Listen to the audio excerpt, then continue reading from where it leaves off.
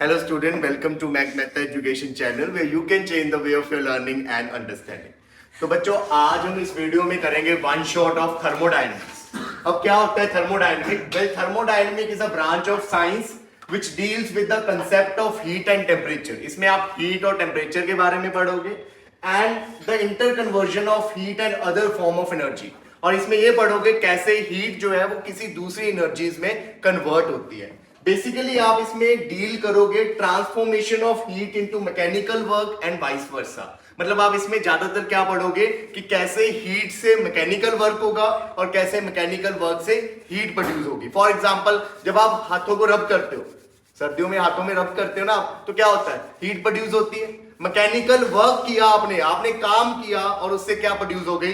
Heat produce हो गई। ठीक है, तो इस चैप्टर में आपने यही कुछ पढ़ना है। तो बढ़ते हैं। देखो सबसे पहले कुछ टर्म्स हैं जो आपको पता होनी चाहिए इस चैप्टर के लिए, जिसमें से सबसे पहली टर्म है थर्मोडायनेमिक सिस्टम। थर्मोडायनेमिक सिस्टम क्या होता है बच्चों? It is an assembly of very large number of particle having certain value of pressure, volume and temperature. तो सिस्टम हम किसे बोलते हैं जिसमें बहुत सारे पार्टिकल्स होंगे, बहुत सारे पार्टिकल की असेंबली है, कलेक्शन ऑफ पार्टिकल जिनका पर्टिकुलर क्या होगा? प्रेशर होगा, पर्टिकुलर वॉल्यूम होगी और पर्टिकुलर क्या होगा? टेम्परेचर होगा। फॉर एग्जांपल आपकी क्लास क्या एक सिस्टम है जिसमें कलेक्शन ऑफ स्टूडेंट्स है। क्लियर हुआ ये चीज? उसके बाद नेक्स्ट है सराउंडिंग। सिस्टम को छोड़कर बाकी सब कुछ क्या होगा? Surrounding. So everything outside the system which can have a direct effect on system is called surrounding. System को छोड़ के बाकी सब कुछ क्या होगा? सराउंडिंग। और सराउंडिंग का डायरेक्ट इंपैक्ट किस पे होगा? सिस्टम पे होगा। ठीक है, उसके बाद है थर्मोडायनेमिक वेरिएबल्स। अब सिस्टम के बारे में पढ़ना है तो सिस्टम को पढ़ने के लिए आपको चाहिए वेरिएबल्स। कौन कौन से variables? Like pressure, volume, temperature, which help us to study the behavior of thermodynamic system are called thermodynamic variable. Is it clear? अब नेक्स्ट देखिए, सिस्टम तीन तरह के होते हैं। पहला ओपन सिस्टम। ओपन सिस्टम क्या है? देखो बच्चों, एक ये कंटेनर लिया, कंटेनर में सपोज करो मैंने वाटर फिल कर दिया और मैं इसको हीट कर रहा हूं। जब मैं इसको हीट करूंगा तो हीट करके पानी एवेपोरेट होगा, तो पानी एवेपोरेट होके बाहर जाएगा। तो एक तो क्या हो रहा है? सिस्टम क्या है हमारा? बीकर। सराउंडिंग क्या है? एटमॉस्फेयर। तो पानी जो है सिस्टम से एवेपोरेट होके किस में जा रहा है? सराउंडिंग में। तो मैटर भी एक्सचेंज हो रहा है सिस्टम और सराउंडिंग के बीच। पानी क्या है? मैटर। और क्या एक्सचेंज हो रही है? हीट। पानी से हीट कहां जा रही है? बाहर जा रही है। तो जिन सिस्टम में मैटर के साथ साथ हीट भी एक्सचेंज होगी सिस्टम की सराउंडिंग के साथ, वो सिस्टम कौन से होते हैं? Open system. उसके बाद बात करते हैं क्लोज सिस्टम। आपने इसको ऊपर से कवर कर दिया। जब आपने इसको ऊपर से कवर कर दिया, क्या पानी एवेपोरेट होके बाहर जाएगा? नहीं जाएगा। हीट बाहर जाएगी? बिल्कुल जाएगी। तो जिस सिस्टम में सिस्टम का मैटर बाहर नहीं जा रहा, सिर्फ क्या बाहर जा रही है? एनर्जी बाहर जा रही है, वो कौन सा सिस्टम होगा? Close system.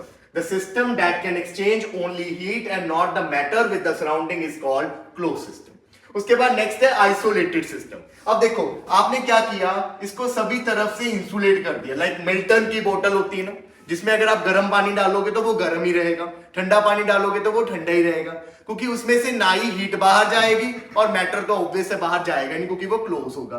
तो वो सिस्टम जिसमें ना ही हीट जाएगी ना ही मैटर जाएगा, मतलब कोई इफेक्ट नहीं है सराउंडिंग का जिस सिस्टम के ऊपर, वो कौन सा सिस्टम होगा? आपका isolated system. Is it clear बच्चों? अब नेक्स्ट देखिए, फर्स्ट आ गया आप जीरोथ लॉ ऑफ थर्मोडायनेमिक। अब जीरोथ लॉ ऑफ थर्मोडायनेमिक से पहले आपको पता होना चाहिए इक्विलिब्रियम, थर्मल इक्विलिब्रियम के बारे में पता होना चाहिए। थर्मल इक्विलिब्रियम क्या है? देखो बच्चों, सपोज करो ये दो सिस्टम है ए एंड बी। ठीक है, अब ए का टेम्परेचर T1 है, बी का टेम्परेचर T2 है। Let T1 is greater than T2। तो हीट कहां से कहां ट्रांसफर होगी?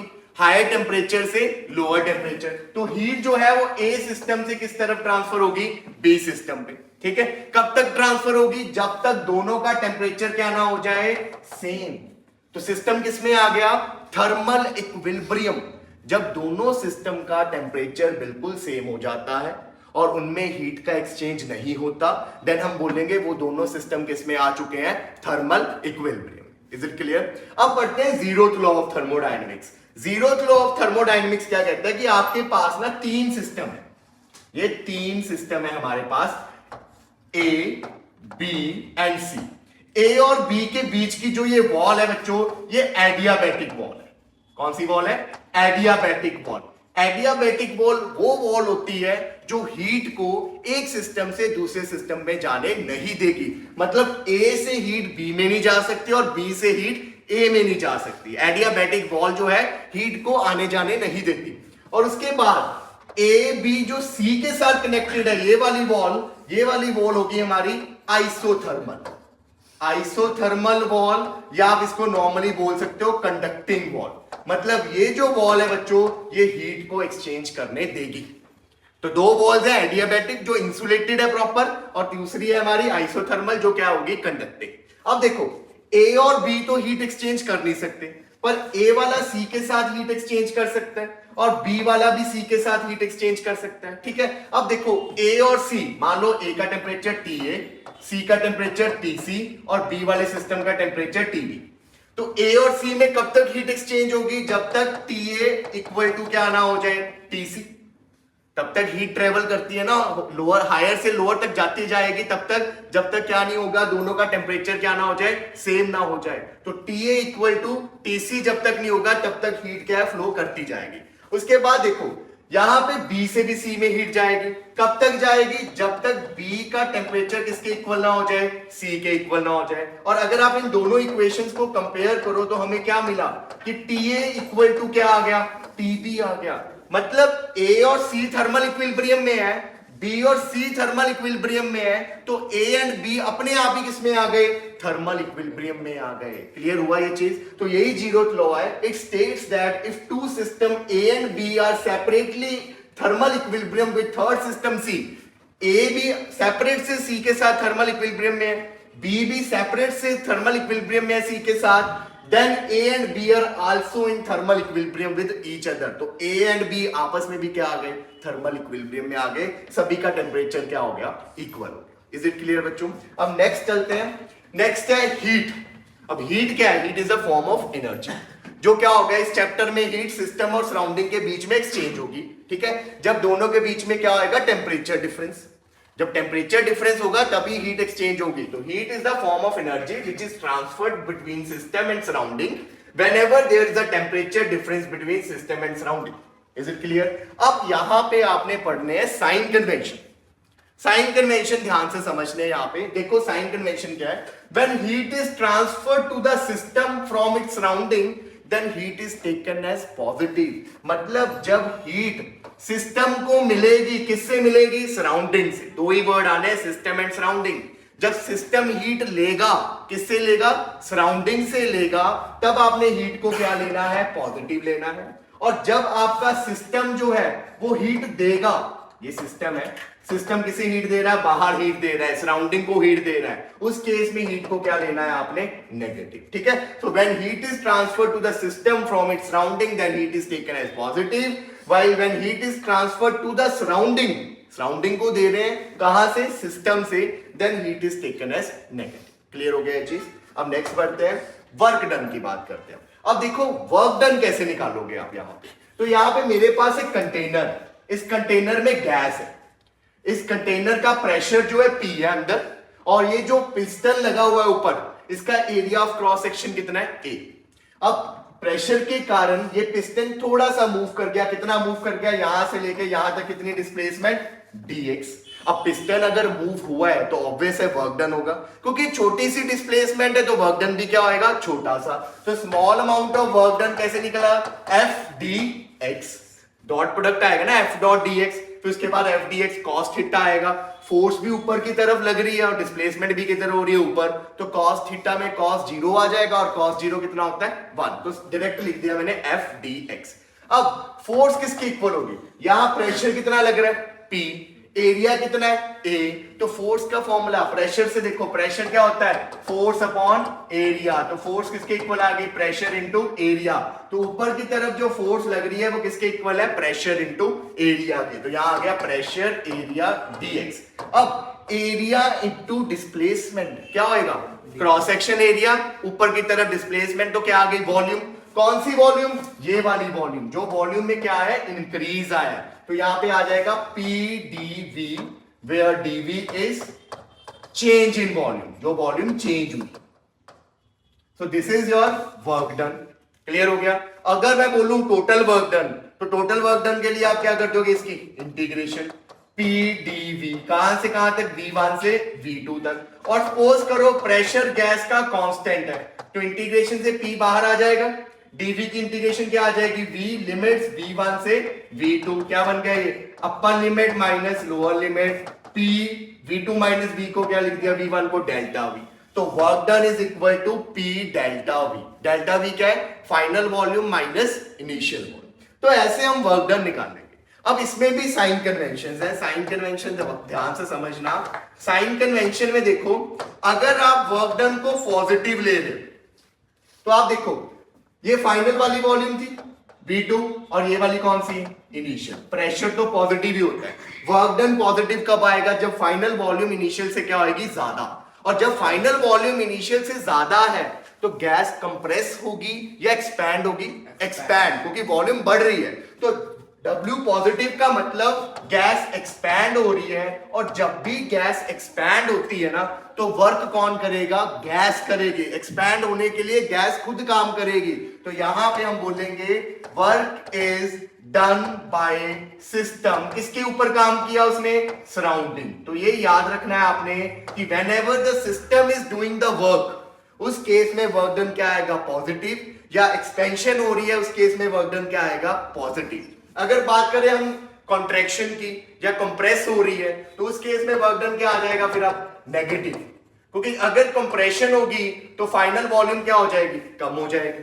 फाइनल वॉल्यूम अगर कम होगी तो आंसर क्या आएगा, नेगेटिव में आएगा। तो जब भी सिस्टम कंप्रेस होती है, वर्क डन किस में लेना है, नेगेटिव में। और कंप्रेस सिस्टम खुद नहीं होगा, उस पर काम करना पड़ेगा। So when work is done on the system, जब सिस्टम के ऊपर काम हो रहा है, कौन करेगा, बाय सराउंडिंग, उस केस में आपका जो वर्क डन होगा उसको आपने क्या लेना है, नेगेटिव। तो समराइज कर देते हैं, वर्क डन पॉजिटिव का मतलब गैस एक्सपैंड हो रही है, और कौन काम कर रहा है, सिस्टम कर रहा है। किस पे कर रहा है, सराउंडिंग पे कर रहा है। वही बात करें नेगेटिव की, तो वर्क नेगेटिव तब होगा जब गैस कंप्रेस होगी। काम किस पे होगा, सिस्टम पे होगा। कौन करेगा, सराउंडिंग। तो ये आपको याद होने चाहिए, ठीक है जी। तो बढ़ते हैं अब नेक्स्ट, इंटरनल एनर्जी। अब इंटरनल एनर्जी क्या होती है, देखो गैस में मॉलिक्यूल्स हैं, these molecules are randomly motion में मूव कर रहे हैं, इधर उधर किधर भी मूव कर रहे हैं। ये तो मूव कर रहे हैं तो इनमें काइनेटिक एनर्जी होगी। और दूसरे आपने ये भी पढ़ा है, गैस के मॉलिक्यूलर्स में इंटरमॉलिक्यूलर इंटरेक्शन होती है ना, एक दूसरे को अट्रैक्ट करते हैं। तो अट्रैक्शन के कॉरेस्पॉन्डिंग आती है पोटेंशियल एनर्जी। तो internal energy is defined as sum of kinetic energy and potential energy of constituent particles of system. System के जो पार्टिकल्स हैं, उन सभी पार्टिकल्स की काइनेटिक एनर्जी को ऐड कर दो और सभी पार्टिकल की पोटेंशियल एनर्जी को ऐड कर दो, तो आपको क्या मिल जाएगा, internal energy denoted by you. अब काइनेटिक एनर्जी किसका फंक्शन है, काइनेटिक एनर्जी बच्चे डिपेंड करती है टेम्परेचर पे। जितना ज्यादा टेम्परेचर होगा उतना ही क्या होगा, काइनेटिक एनर्जी ज्यादा होगी। वही बात करें पोटेंशियल एनर्जी की, तो पोटेंशियल एनर्जी पहले बेसिकली आती क्यों है, ड्यू टू इंटरेक्शन। ये याद रखना, due to interaction between molecules. क्योंकि मॉलिक्यूल्स एक दूसरे में क्या लगाते हैं, अट्रैक्टिव फोर्स लगाते हैं, पकड़ के रखते हैं, ठीक है। अब ये याद रखना, potential energy is the function of volume. ये याद रखना, क्लियर हुई ये चीज। जितना टेम्परेचर बढ़ेगा उतना काइनेटिक एनर्जी बढ़ेगी, जितना वॉल्यूम बढ़ेगा उतना कौन बढ़ेगा, पोटेंशियल एनर्जी। तो हम ये बोल सकते हैं कि जो U है, पोटेंशियल अपनी इंटरनल एनर्जी है, वो किसका फंक्शन है, that is the function of temperature and volume. बात क्लियर हुई। तो इंटरनल एनर्जी दो एनर्जीज का सम है, kinetic plus potential. Kinetic depend करती है टेम्परेचर पे, पोटेंशियल डिपेंड करती है वॉल्यूम, ठीक है। अब यहीं पे आपको ये बोल दिया जाता है आइडियल गैस की बता। तो एक लाइन बड़ी इंपॉर्टेंट है यहां पे कि internal energy of ideal gas is purely kinetic.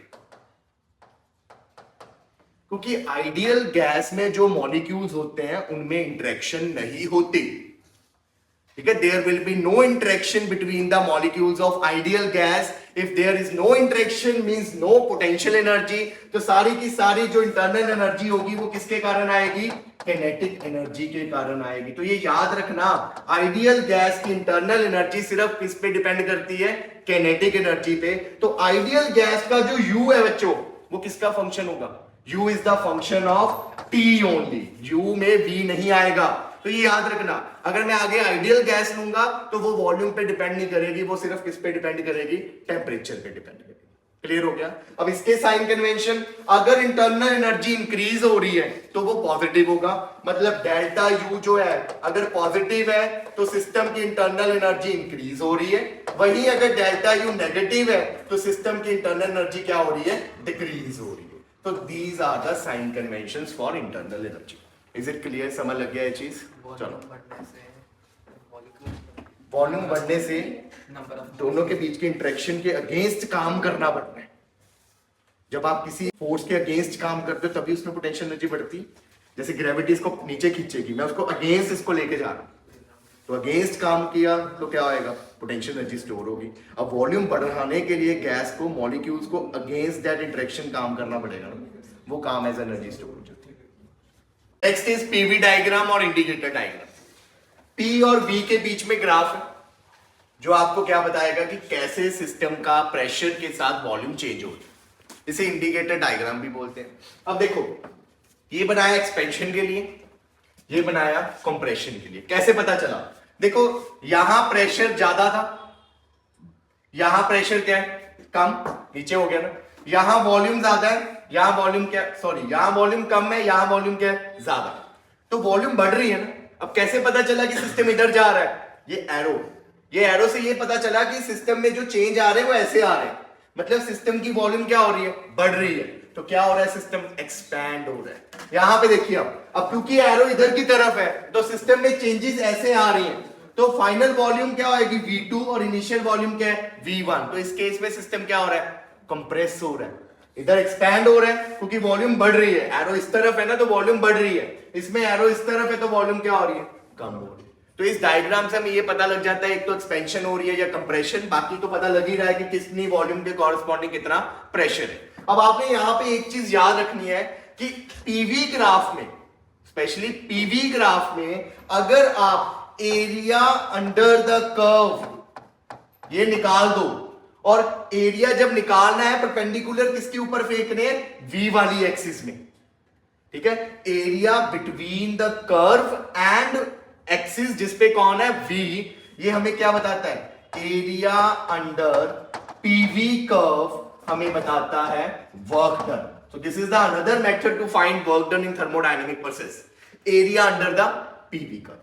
यहां पे भी area under the PV curve, perpendicular इधर नहीं फेंकने, परपेंडिकुलर किसकी तरफ फेंकने हैं, जहां पे कौन होगा, V होगा। बच्चों समझ लगी ये चीज? अब क्योंकि ये एक्सपेंशन है, एक्सपेंशन का वर्क डन क्या था, पॉजिटिव या नेगेटिव, पॉजिटिव। तो इसका एरिया निकालने के बाद आपने वर्क डन के आगे खुद पॉजिटिव साइन लगा देना है, और इसका एरिया निकालने के बाद आपने वर्क डन के आगे खुद क्या लगा देना है, नेगेटिव साइन।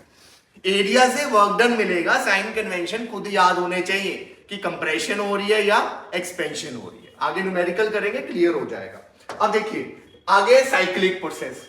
साइक्लिक प्रोसेस नाम से पता चल रहा है कि धीरे धीरे प्रोसेस करते करते वापस हम कहां पे आ गए, स्टार्टिंग वाली स्टेट पे आ गए। तो वो कौन सा प्रोसेस हो गया, साइक्लिक प्रोसेस बच्चों। तो any process in which system return to its initial state after undergoing series of changes is known as cyclic process. बहुत सारी चेंजेस के बाद दोबारा घर पे वापस आ गए, है ना, दोबारा वहीं पे पहुंच गए, that is called cyclic process. Now look at this graph. A से शुरू हुए, ए से बी गया पहले इस पाथ को फॉलो करते करते, उसके बाद बी से कहां आए, ए पे आए इस पाथ को फॉलो करते हुए। ऊपर वाली जो कर्व है बच्चों, ये वाली, ये किसको शो कर रही है, कंप्रेशन को या एक्सपेंशन को, एक्सपेंशन को, क्योंकि वॉल्यूम बढ़ रही है। ये V है, ये P है ना, इस साइड P है बच्चों, इस साइड V है। तो A से B जाते वक्त वॉल्यूम बढ़ी है, तो ऊपर वाला प्रोसेस हमें शो कर रहा है एक्सपेंशन, तो नीचे वाला क्या शो कर रहा है, B से कंप्रेशन। अब आपने वर्क डन निकालना है बच्चों। वर्क डन कैसे निकलेगा, टोटल वर्क डन के लिए देखो आपने क्या करना है, आपने ये वाला एरिया निकाल देना है बस। साइक्लिक प्रोसेस में अगर आपने वर्क डन निकालना है तो वो क्या आएगा, area enclosed by the closed loop. वो लूप जितना एरिया बीच में क्लोज कर रही है आपने वो एरिया निकाल दिया। समझ लगी ये चीज? तो ये बीच का एरिया निकालो और आंसर मिल जाएगा। अब पॉजिटिव होगा या नेगेटिव होगा, फाइनल आंसर वो निकाल। पॉजिटिव नेगेटिव के लिए आप लोगों ने देखना है कि ऊपर आपके ग्राफ के ऊपर कौन सा प्रोसेस है। ऊपर कौन सा प्रोसेस है बच्चों? एक्सपेंशन। तो एक्सपेंशन वाला वर्क डन ज्यादा आएगा ना, क्योंकि उसके नीचे का एरिया ज्यादा है। इसीलिए आप क्या करोगे, इसके आगे क्या लगा दोगे? पॉजिटिव साइन लगा दोगे बच्चों। आपने टॉप देखनी है कि ऊपर कौन सी कर्व है। ऊपर अगर कर्व एक्सपेंशन की है तो पॉजिटिव। अगर ऊपर कर्व ऐसे होती, उल्टा कर देते, ग्राफ इधर की तरफ होता, ये इधर की तरफ होता, तो अब ऊपर कौन सा ग्राफ आ गया? वॉल्यूम कम हो रही है ना, तो ऊपर कौन सा ग्राफ आ गया? कंप्रेशन। तो फाइनल आंसर क्या आता? नेगेटिव। अब एक और ट्रिक आ गई यहां पे, अगर आपका बच्चों जो एरोज है वो क्लॉकवाइज है तो फाइनल आंसर पॉजिटिव आएगा। क्लॉकवाइज था ना ये। अगर आपका एंटी क्लॉकवाइज में एरो है बच्चों तो फाइनल आंसर क्या आएगा? नेगेटिव आएगा। तो आप ऐसे भी कर सकते हो, जैसे आपको ठीक लगता है। टॉप मोस्ट को देख के करना है या क्लॉकवाइज एंटी क्लॉकवाइज, इसको देख के करना है। क्लियर?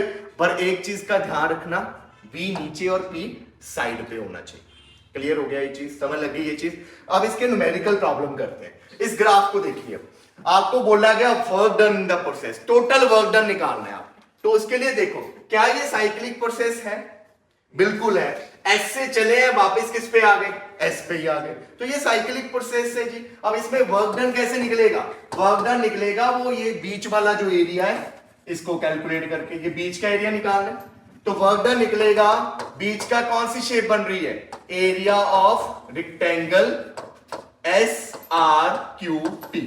शेप्स ऐसी आएंगी जिनका एरिया आप निकाल सको। ट्रायंगल आ जाएगा, ट्रेपीजियम आ जाएगा, या सर्कल आ जाएगा, या आपके पास रेक्टेंगल आ जाएगा। यही चार शेप्स हैं, ठीक है। तो अब एरिया निकालना है, लेंथ इनटू ब्रेथ। लेंथ हो गई एसपी और ब्रेथ हो गई पी क्यू। एसपी कितना है? अब एस से पी कितनी वैल्यू? ये 200 किलो पास्कल है, ये 100 किलो पास्कल है। कितना हो गया? 200 माइनस 100, 100 किलो पास्कल। और पी क्यू कितना है? यहां से लेके यहां तक 300 centimetre cube minus 100 centimetre cube. कितना हो गया? 200 सेंटीमीटर क्यूब। अब वर्क डन निकालना है तो यूनिट्स तो ऐसे ही लेने पड़ेंगे। ऐसे के लिए किलो पास्कल को किस में चेंज करेंगे? पास्कल में 10⁻³ और सेंटीमीटर क्यूब को किस में चेंज करेंगे? मीटर क्यूब में। 1 सेंटीमीटर में कितने मीटर होते हैं? 10⁻⁻²।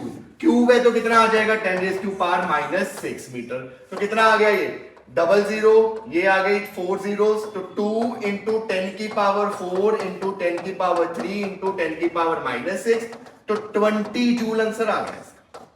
अब पॉजिटिव या नेगेटिव, उसके लिए आपकी जो ये लूप में एरो चल रहे हैं ये एंटी क्लॉकवाइज चल रहे हैं। एंटी क्लॉकवाइज का मतलब नेगेटिव। तो नेट वर्क डन किस नेचर को हुआ? एक्सपेंशन का या कंप्रेशन का? कंप्रेशन का। सिस्टम में नेट कंप्रेशन हुई है। क्लियर हो गया? ये चीज समझ लग गई? अब देखिए नेक्स्ट क्वेश्चन। अब नेक्स्ट क्वेश्चन थोड़ा सा हटके है क्वेश्चन। इसमें इंडिविजुअल प्रोसेसेस का भी निकालना, टोटल भी निकालना है। तो क्वेश्चन देखो थोड़ा फीका सा है। The PV diagram for a cyclic process in a triangle ABC are in the order. The coordinate of ABC दिए हुए हैं। ये 4,1 है बच्चों, ये आपको दिया है 2,1 और यहां पे ये दिया है 2,4 बच्चों। अब उसने बोला calculate work done in the process A to B। सिर्फ A to B पूछा है, टोटल नहीं पूछा। टोटल पूछता तो ये साइक्लिक प्रोसेस है, बीच का एरिया निकालते आंसर आ जाता। अब A to B के लिए आपको सिर्फ A to B वाला निकालना पड़ेगा। तो सबसे पहले A to B करते हैं। A to B में क्या करना पड़ेगा? ये A है बच्चों, ये B है। आपको ये सारा एरिया यहां तक का निकालना पड़ेगा, नीचे तक का। जब आपने सिर्फ AB का निकालना है तो you have to draw perpendicular from the AB to the V axis, जिसमें वॉल्यूम है। आपने परपेंडिकुलर ड्रॉ किया, ये कौन सी शेप बन गई बच्चों? तो ये शेप बन गई आपकी ट्रेपीजियम। क्या फॉर्मूला है? Half into sum of parallel side. एक तो ये बन गई A से लेके नीचे तक कितना है ये बच्चों? यहां से लेके यहां तक कितना है? 4। तो 4 प्लस दूसरी साइड कितनी है? यहां से लेके यहां तक 2। ग्राफ तो पढ़ने आते हैं हमें। उसके बाद बीच का डिस्टेंस, दोनों परपेंडिकुलर साइड पैरेलल साइड्स के बीच का डिस्टेंस कितना है? यहां से लेके यहां तक कितना है? 4 - 1 3। तो कितना आ गया ये? 6। ये कैंसल, तो आंसर इज 9। तो अभी ये कंप्लीट नहीं हुआ। यहां पॉजिटिव आएगा या नेगेटिव? तो चेक करिए, यहां पे एरो इस तरफ है और इस तरफ जाते वक्त वॉल्यूम क्या हो रही है? बढ़ रही है। तो ये कौन सा प्रोसेस है? This is the process of expansion. तो ये A to B गैस क्या हो रही है? एक्सपैंड हो रही है। तो यहां पे क्या आएगा? पॉजिटिव। समझ लगी ये चीज? तो A to B 9 जूल है। उसके बाद बोला गया B to C, B to C भी निकाल के बताओ अब इनको। अब B to C क्या हो रहा है, देखो B to C जा रहे हैं, B to C भी क्या हो रहा है, वॉल्यूम कम हो रही है ना, B से C जा रहे हो आप, ज्यादा वॉल्यूम से कम वॉल्यूम, तो B to C हमारी गैस क्या हो रही है, कंप्रेस हो रही है। तो वर्क डन निकालना है B to C, उसके लिए आप सिर्फ इसके नीचे वाला, ये वाला बीच का एरिया ये निकालोगे, सिर्फ ये वाला ये निकालोगे, नीचे वाला जिस कर्व का एरिया निकालना है उसके नीचे आप परपेंडिकुलर ड्रॉ कर दो बस। तो यहां पे B to C work done के लिए लेंथ इंटू ब्रेथ, यहां से लेके यहां तक कितना है, आगे देखो 2 से 0 कितना हो गया 2, इंटू यहां से लेके यहां तक कितना है, इसके सामने देखो यहां 1 है, यहां कितना है 4, कितना आ गया 3, तो कितना आ गया ये 6। अब ये प्लस में होएगा या माइनस में, माइनस में, ये ना लगाया तो आंसर गलत हो जाएगा। अब उसके बाद थर्ड क्या है, C to A भी निकाल दीजिए। C to A कौन सा प्रोसेस है, C to A क्या वॉल्यूम चेंज हो रही है, नहीं हो रही, तो C to A में चेंज इन वॉल्यूम कितनी है 0, C पे भी इतनी वॉल्यूम है 1 और A पे भी कितनी वॉल्यूम है 1, तो चेंज नहीं हो रहा, इसलिए यहां पे डेल्टा V 0 आ गया। डेल्टा V 0 का मतलब क्या हो गया कि यहां पे वर्क डन भी कितना आ गया 0। ये चीज क्लियर होगी। अब देखिए यहां पे प्रेशर किसमें है, न्यूटन पर मीटर स्क्वायर, पर यहां न्यूटन मीटर पर मीटर स्क्वायर, और वॉल्यूम किसमें लिखी थी, लीटर में। हमने तो लीटर को मीटर क्यूब में चेंज किया ही नहीं, हमने तो सीधा ही ले लिया यहां पे। तो हम यहां पे अभी के लिए हम इसको मीटर क्यूब में चेंज कर देते अभी इस क्वेश्चन के लिए। अगर लीटर में है तो आप क्या करोगे, साथ में किसके साथ मल्टीप्लाई कर देते हो, लीटर को मीटर में क्यूब में मल्टीप्लाई कैसे चेंज कैसे करते हो, 10⁻³ के साथ। तो आपने कुछ नहीं करना, आप अगर यही क्वेश्चन लीटर में आ रहा है तो आप लोग जहां पे ये निकाल रहे हो, यहां पे 4 - 1 3 लिख रहे हो, वहां क्या लिखोगे 3 × 10⁻³ जहां जहां आपने 3 लिखा है ना, वहां 3 × 10⁻³ कितना आ जाएगा 3 आ जाएगा। क्लियर हो गया? अभी मैंने क्वेश्चन में इसको मीटर क्यूब कर दिया, ठीक है। तो अब यहां पे 0 आ गया। अब उसके बाद नेक्स्ट क्या बोला है उसने, कंप्लीट साइकिल का वर्क डन। अब कंप्लीट साइकिल तो साइक्लिक है, नाउ यू हैव 2 वेज, या तो क्या करो सिर्फ ये वाला एरिया निकाल दो, ये वाला सिर्फ ये बीच का एरिया, तो या तो ये निकाल दिए साइक्लिक का, कौन सी शेप है, triangle, right angle triangle, half into base, base कितना है यहां से लेके यहां तक 3, इंटू हाइट कितनी है यहां से लेके यहां तक 4 - 2 2, कितना आंसर आ गया 3। प्लस में या माइनस में, प्लस में, क्योंकि क्लॉकवाइज, या तो ऐसे निकल जाएगा, पर क्योंकि इन क्वेश्चंस में आपको इंडिविजुअल वर्क डन उसने बोले हैं निकालने के लिए, तो टोटल वर्क डन आप साइक्लिक का कैसे निकालोगे, ये सारे वर्क डन को क्या कर दोगे ऐड, सारे वर्क डन ऐड करिए, +9 -6 +0, तो कितना आ गया बच्चों 3 जूल। तो साइक्लिक ऐसे भी निकल जाता है, इंडिविजुअल प्रोसेसेस के वर्क डन निकाल के ऐड कर दीजिए, या साइक्लिक आप सिंपल भी निकाल सकते। समझ लगी ये चीज, क्लियर है? अब देखिए इसी लीटर वाले क्वेश्चन को हम सिर्फ इसका हम कौन सा पार्ट करेंगे, कंप्लीट साइकिल का, बाकी तो आपको समझ लग ही गया, बस लीटर को मीटर क्यूब में चेंज करने के लिए अब हम इसका सिर्फ साइक्लिक प्रोसेस का वर्क डन निकालेंगे। साइक्लिक के लिए आपको पता है कि आपने सिर्फ ये बीच का एरिया निकालना। अब बीच का एरिया के लिए हाफ इंटू बेस, बेस कितना आ गया CB इंटू परपेंडिकुलर कितना आ गया AC, ये चीज आ गई। हाफ CB कितना है, यहां से लेके यहां तक कितना है 4 - 1 3, 3 किसमें है लीटर्स में, तो साथ में लीटर्स। उसके बाद AC, A से लेके C तक कितना है 4 - 2 2, और वो तो SI यूनिट में ही है ना, न्यूटन पर मीटर स्क्वायर, तो ये तो SI में है, इसको तो चेंज करने की जरूरत हमें नहीं है, ठीक है। क्लियर हो गया ये चीज। अब देखिए नेक्स्ट, यहां पे हाफ इंटू लीटर को मीटर क्यूब में चेंज करने के लिए -3 यूज करना है, +3 नहीं करना, क्या करना है -3, पहले गलत बोल दिया था, 10⁻³ से ये चेंज हो गया मीटर क्यूब में, यहां पे 2 न्यूटन मीटर -2। अब कितना आ गया, ये 2 से 2 कैंसिल, 3 × 10⁻³ न्यूटन मीटर। क्लियर हो गया? तो this is your work done. अब पॉजिटिव है या नेगेटिव, उसके लिए क्लॉकवाइज में चल रहा है, तो क्या आ जाएगा पॉजिटिव, तो ये ध्यान रखना, ठीक है। तो अगर लीटर में बोल दिया तो लीटर में कितने metre cube, 10⁻³ metre. Is it clear बच्चों? कितने सेंटीमीटर क्यूब होते हैं, सेंटीमीटर क्यूब कितने आएंगे 10⁻³ मीटर क्यूब आते हैं -3, सेंटीमीटर क्यूब चेंज करें अगर देखो 10⁻³ इंटू मीटर क्यूब में, 1 मीटर में कितने सेंटीमीटर, 10⁻², क्यूब में कितने होंगे 10⁻6, है ना। तो ये बन गया कितना 10⁻3 सेंटीमीटर क्यूब। तो ये कंफ्यूजन हो जाती है, +3 जाते हैं सेंटीमीटर क्यूब में और -3 जाएंगे मीटर क्यूब में। क्लियर हो गया, ये चीज समझ लग गई। चलो अब नेक्स्ट देखते हैं। सो नेक्स्ट इज बच्चों very important first law of thermodynamics. अब फर्स्ट लॉ क्या बोलता है, देखिए यहाँ पे मेरे पास एक बीकर है, इस बीकर में गैस है, ऊपर क्या लगा दिया पिस्टन। अब जब नीचे से बर्नर से हम इसे क्या कौन सी एनर्जी दे रहे हैं, हीट एनर्जी दे रहे हैं। तो मान लो डेल्टा क्यू जो है, हीट जो हमने given, heat is given to system, किसने दी, बाय सराउंडिंग। अब ये हीट क्या करेगा बच्चों, ये हीट अंदर का टेम्परेचर बढ़ाएगी, टेम्परेचर बढ़ाएगा तो उससे क्या बढ़ जाएगी, इंटरनल एनर्जी बढ़ जाएगी, क्योंकि internal energy is the function of temperature.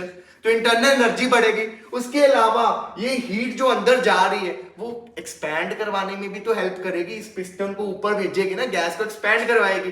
तो इसका मतलब जो आप हीट दे रहे हो बच्चों, वो हीट से क्या हो रहा है, एक तो इंटरनल एनर्जी बढ़ रही है, दूसरा क्या हो रहा है, वर्क डन हो रहा है, क्योंकि कंजर्वेशन ऑफ एनर्जी तो फॉलो होनी है।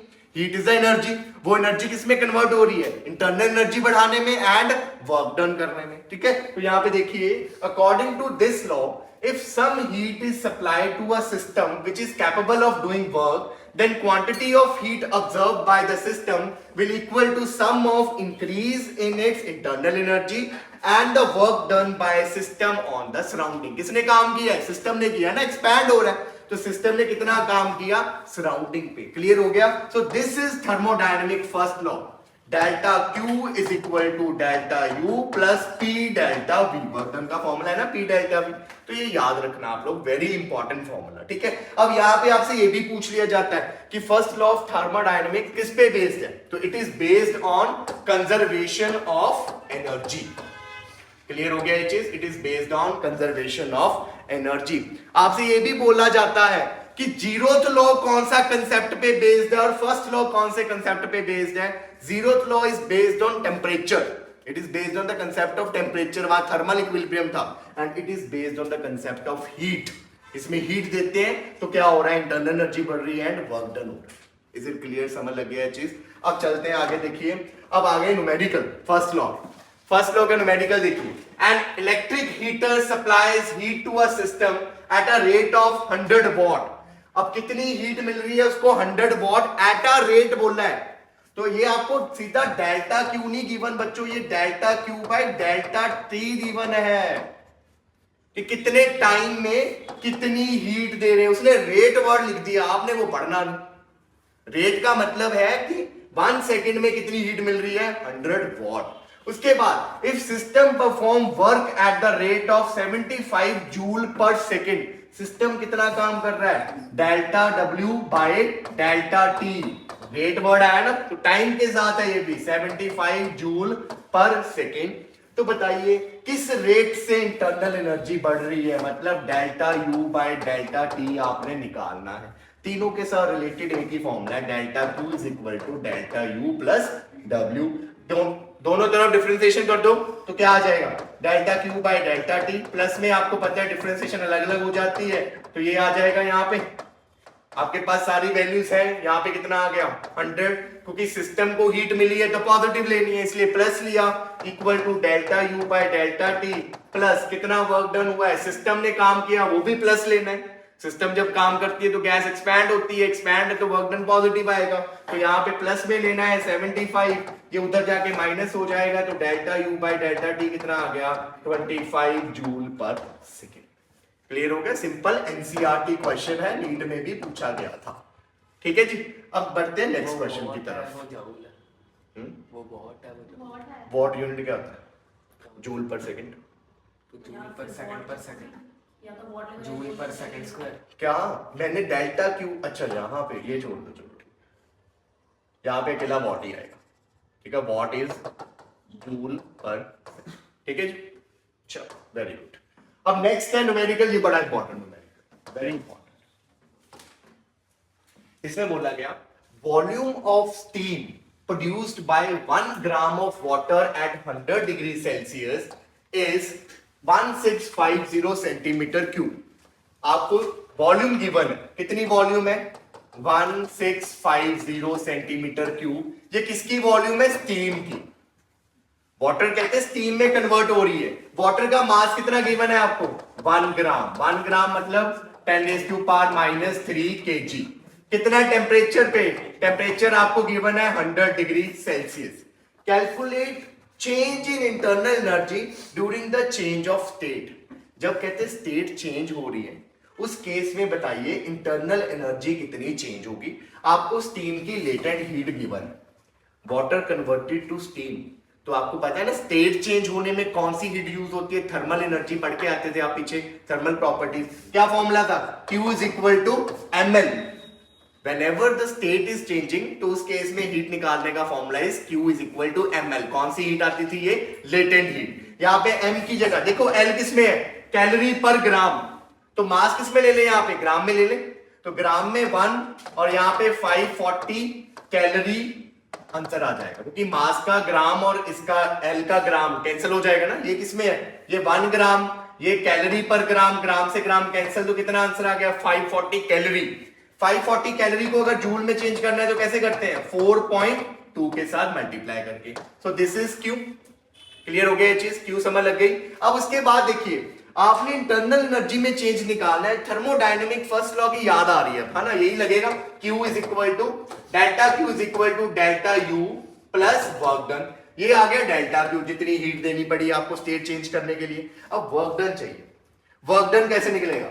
वर्क डन निकलेगा P डेल्टा V से। P कौन सा प्रेशर? क्वेश्चन में बोला है प्रेशर कितना है? 1 एटमॉस्फेरिक। कितने पास्कल होते हैं 1 एटमॉस्फेरिक में? 1.013 इंटू 10⁵ ऐसे ही में काम करना है। और डेल्टा V क्या होएगा? फाइनल स्टीम है माइनस इनिशियल कौन है? इनिशियल कौन है? वाटर। वॉल्यूम तो चेंज होएगी ना, समझ लगी ये चीज? अब स्टीम की वॉल्यूम तो गिवन है, व्हाट अबाउट वाटर? वाटर की वॉल्यूम कैसे निकलेगी बताइए? डेंसिटी से। कितनी डेंसिटी होती है पानी की? 1000 मीटर क्यूब या सेंटीमीटर क्यूब?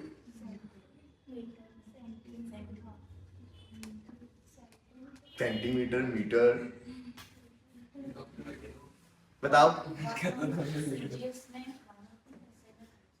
सीजीएस में 1 होती है और एसआई में कितनी होती है? 1000 होती है। यही चीज की डेंसिटी में। तो हम देखो हमारी जो मास है वो किसमें है? ग्राम में। तो डेंसिटी भी किसमें होगी? सीजीएस में ले लेते हैं। सीजीएस में कितनी है? 1 है। श्योर 1 है। तो यहां पे डेंसिटी हो गई 1 ग्राम पर सेंटीमीटर क्यूब। तो यहां से वॉल्यूम कितनी आ गई? वॉल्यूम होती है, देखो density is mass upon volume, तो वॉल्यूम क्या आ गई? Mass upon density. मास कितना है? 1, डेंसिटी कितनी है? 1, तो वॉल्यूम कितनी आ गई? 1 सेंटीमीटर क्यूब। किसकी वॉल्यूम? ये वाटर की। तो अब यहां पे वैल्यूज को पुट कर देते हैं। 1.013 इंटू 10⁵। इसकी वॉल्यूम कितनी है? इसकी वॉल्यूम है 1650 और इसकी कितनी है? 1। तो 1.013 इंटू 10⁵ इंटू 1649। ये किसमें है? सेंटीमीटर क्यूब में है। किसमें चेंज करनी पड़ेगी? मीटर क्यूब में। काम ऐसे ही में करना है। क्वेश्चन इजी है, बस ये कन्वर्जन है मेन। काम ऐसे ही में करना है। अब इसको चेंज कर दो। 1.013 into 10⁵ into 1644 into 10⁵ centimetre cube कितने में गया? -6 मीटर क्यूब। तो यहां से W निकल गया, यहां से आपका Q निकल गया। दोनों वैल्यूज को आप यहां पुट करोगे और यहां से क्या निकल जाएगा? डेल्टा U निकल जाएगा। कैलकुलेशन आप पे है, ये खुद करना। क्लियर हो गया ये चीज? नेक्स्ट है molar specific heat of gas. Molar specific heat क्या होती है? देखिए मोलर स्पेसिफिक हीट C से डिनोट करते हैं, which is equal to delta Q by N delta T। ये आप थर्मल प्रॉपर्टीज में पढ़ के आते हो, ठीक है? अगर नंबर ऑफ मोल्स 1 हो जाए, change in temperature 1 degree Celsius हो जाए, तो C किसके इक्वल होगा? डेल्टा Q के। तो मोलर स्पेसिफिक हीट क्या होती है? Molar specific heat is equal to heat required to increase the 1 mole of to increase the temperature of 1 mole of gas by 1 degree Celsius. Clear हुआ? तो यहाँ पे देखिए, when gas is heated, its volume and pressure changes with increase in temperature. So the amount of heat required to raise the temperature of 1 mole of gas through 1 degree Celsius is called molar specific heat of gas. अब ये दो तरह की होती है, ठीक है? Molar specific heat दो तरह की होती है. अगर आप कांस्टेंट टेम्परेचर कांस्टेंट प्रेशर पे दे रहे हो हीट, आपने सिस्टम का प्रेशर कांस्टेंट रखना है, तो उस केस में हम उसे क्या बोलेंगे? Molar specific heat at constant pressure, जिसको हम क्या लिखते हैं? सीपी. और अगर आप कांस्टेंट वॉल्यूम में दे रहे हो, मतलब आपने गैस की वॉल्यूम कांस्टेंट रखनी है हीट देते वक्त, तो उस केस में हम उसे क्या बोलेंगे? CV, molar specific heat at constant volume. और दोनों की वैल्यू अलग अलग आती है. मतलब अगर कांस्टेंट प्रेशर में आपने 1 डिग्री सेल्सियस टेम्परेचर बढ़ाना है 1 मोल गैस का, उस केस में हीट अलग चाहिए. और अगर कांस्टेंट वॉल्यूम रख के आपने 1 मोल ऑफ गैस का टेम्परेचर 1 डिग्री सेल्सियस से बढ़ाना है, तो उस केस में हीट क्या लगेगी? अलग लगेगी. दोनों अलग अलग होती है. फॉर्मूला सेम रहेगा, delta Q by N delta T, बस प्रोसेस कर कैसे रहे हो वो अलग हो जाएगा. ठीक है? उसके बाद एक गामा आता है. गामा किसके इक्वल होता है? CP by CV. इसे क्या बोलते हैं हम? मोलर स्पेसिफिक हीट रेशो, क्योंकि ये रेशो है ना दोनों की. तो सीपी बाय सीवी किसको बोलते हैं? हम गामा को बोलते हैं. क्लियर होगी इतनी चीज? अब देखो यहां पे आगे बहुत इंपॉर्टेंट क्वेश्चन आने लगा है, why CP is greater than CV. School वाले बहुत पूछते हैं कि सीपी सीवी से बड़ा क्यों होता है. तो उसके लिए देखिए, सीपी और सीवी क्या है? बेसिकली सीपी सीवी हीट है. सीपी भी डेल्टा क्यू के इक्वल आएगी जब आप एन को 1 करोगे और डेल्टा टी को कितना करोगे? 1 डिग्री सेल्सियस. और सीवी भी वही आएगा, क्योंकि फॉर्मूला तो सेम ही है. तो दोनों केसेस में अगर आप 1 मोल गैस की 1 डिग्री सेल्सियस टेम्परेचर बढ़ाना चाहते हो, तो जितनी हीट ज्यादा लगेगी इस प्रोसेस में, उतनी ही सीपी या सीवी क्या होगी? साथ. अगर इस केस में हीट ज्यादा लग रही है किसी गैस का 1 डिग्री सेल्सियस टेम्परेचर बढ़ाने के लिए, तो सीपी ज्यादा होगी. अगर इस केस में हीट ज्यादा लग रही है 1 मोल गैस का 1 डिग्री सेल्सियस बढ़ाने के लिए टेम्परेचर, तो कौन ज्यादा होगा? सीवी ज्यादा. अब देखते हैं किसमें ज्यादा होता है. उसके लिए थर्मोडायनेमिक फर्स्ट लॉ को देखते हैं. Delta Q is equal to delta U plus P delta B. अगर बात करें बच्चों एट कांस्टेंट वॉल्यूम की, तो एट कांस्टेंट वॉल्यूम में डेल्टा वी कितना हो जाएगा? 0. तो डेल्टा क्यू किसके इक्वल आ गया? डेल्टा यू के. So all the heat given is used to increase internal energy. है ना? सारी की सारी हीट किसमें यूज हो रही है? इंटरनल एनर्जी को बढ़ाने के लिए. और अगर यू बढ़ेगा तो उससे सिस्टम का टेम्परेचर क्या हो जाएगा? बढ़ जाएगा. यू किसका फंक्शन है? टेम्परेचर का. तो यू बढ़ेगा तो टेम्परेचर बढ़ जाएगी. वही बात करें बच्चों अब एट कांस्टेंट प्रेशर की. अब कांस्टेंट प्रेशर में जो आप बाहर से हीट दोगे बच्चों, वो यू भी बढ़ाएगा और वो किसमें हेल्प करेगा? वर्क डन में भी करेगा, क्योंकि ये वर्क डन ही है ना, पी डेल्टा वी. अब कांस्टेंट प्रेशर में डेल्टा वी तो 0 नहीं होगा, तो इसका मतलब इस केस में हीट जो है वो 2 पार्ट्स में यूज हो रही है. किस किस में? Heat given is used to increase U as well as to perform work. So इस केस में यू जो है वो कम इंक्रीज होगा एज कंपेयर टू इस केस में, क्योंकि उधर तो सारी की सारी हीट किसमें हेल्प कर रही है? इंटरनल एनर्जी बढ़ाने में. इधर क्या हो रहा है? कुछ इंटरनल एनर्जी बढ़ा रहा है, कुछ क्या कर रही है? हीट वर्क डन कर रही है. तो आप मुझे बताइए, यहां जो यू में इंक्रीज आएगा वो कम आएगा ना, और यू में इंक्रीज कम आएगा तो टेम्परेचर में इंक्रीज भी क्या आएगा? कम आएगा. तो टेम्परेचर में इंक्रीज ज्यादा करने के लिए हीट क्या देनी पड़ेगी? ज्यादा. और अगर हीट ज्यादा देनी पड़ेगी इस केस में, तो इस केस में सीपी क्या होएगा? ज्यादा होगा. तो CP is greater than CV. लिखना आपने बच्चों यही है कि at constant pressure more heat is required to raise the temperature because some part of heat is used to do the work. Hence more heat is required to increase temperature. Hence Cp is greater than Cv. तो ये question आता है, यही explanation वहां लिख के आनी है आप लोग. क्लियर हो गया ये चीज? बढ़े आगे. अब देखिए नेक्स्ट, ये भी बड़ा आता है क्वेश्चन. आता ही ऐसे, राइट रिलेशन बिटवीन या derive relation between Cp and Cv. Hence tell us कि भी Cp बड़ा है या Cv बड़ा है और क्यों होता है. ठीक है? तो अब रिलेशन की तरफ बढ़ते हैं. इसको और क्या बोलते हैं हम? Mayer's formula. तो चलते हैं सीपीसीवी की तरफ। तो इसके लिए देखिए सीपीसीवी में सबसे पहले हम वही बात करते हैं थर्मोडायनेमिक फर्स्ट लॉ की, delta Q is equal to delta U plus P delta V, ये चीज है ना। अब देखिए अगर मैं बात करूं एट कांस्टेंट वॉल्यूम की बच्चों, एट कांस्टेंट वॉल्यूम पे डेल्टा वी जीरो हो जाएगा, तो डेल्टा क्यू किसके इक्वल हो जाएगा, डेल्टा यू के। क्लियर हो गया। अब एट कांस्टेंट वॉल्यूम में हीट दे रहे हो तो आप सीवी यूज कर सकते हो ना। सीवी में हीट कैसे देते थे, कांस्टेंट वॉल्यूम पे, तो यहाँ पे कांस्टेंट वॉल्यूम रख के हीट दे रहे हैं, तो सीवी किसके इक्वल था, delta Q by N delta T, ये था ना बच्चों। उसके बाद यहां से डेल्टा क्यू किसके इक्वल आ गया, डेल्टा क्यू आ गया एन सीवी डेल्टा टी, और एन कितना कर देते हैं यहाँ पे 1 मोल। ठीक है, हमने कौन सी गैस माननी है, हमने किया consider 1 mole of ideal gas, हमने ये कंसीडर किया। तो यहाँ पे N1 तो डेल्टा क्यू कितना आ गया, डेल्टा क्यू आ गया CV डेल्टा। इतनी चीज क्लियर हो गई, समझ लग गया। तो यहां से अब देखिए वैल्यूज को पुट करें तो delta Q is CV delta T, ये चीज आ गई। हम प्रोसेस किस पे चला रहे हैं, एट कांस्टेंट वॉल्यूम पे। तो एट कांस्टेंट वॉल्यूम में हम डेल्टा क्यू को क्या लिख सकते हैं, CV delta T. Thermodynamic first law ले आओ। थर्मोडायनेमिक फर्स्ट लॉ के according delta Q is delta U plus P delta V. ये डेल्टा वी तो जीरो है जी, क्योंकि कांस्टेंट वॉल्यूम की बात हो रही है, तो डेल्टा क्यू किसके इक्वल आ गया, डेल्टा यू के। यहां पे अब क्या कर दो, डेल्टा क्यू की जगह CV delta T is equal to delta U आ गया। क्लियर होगी ये चीज। तो हमें डेल्टा यू की वैल्यू आ गई, delta U is CV delta T, यहां तक क्लियर हो गया ये चीज। अब बात करते हैं एट कांस्टेंट प्रेशर। तो एट कांस्टेंट प्रेशर पे फिर वही डेल्टा क्यू किसके इक्वल आ गया, CP डेल्टा टी के। कैसे, वही सेम, CP किसके इक्वल होगा, delta Q by N delta T.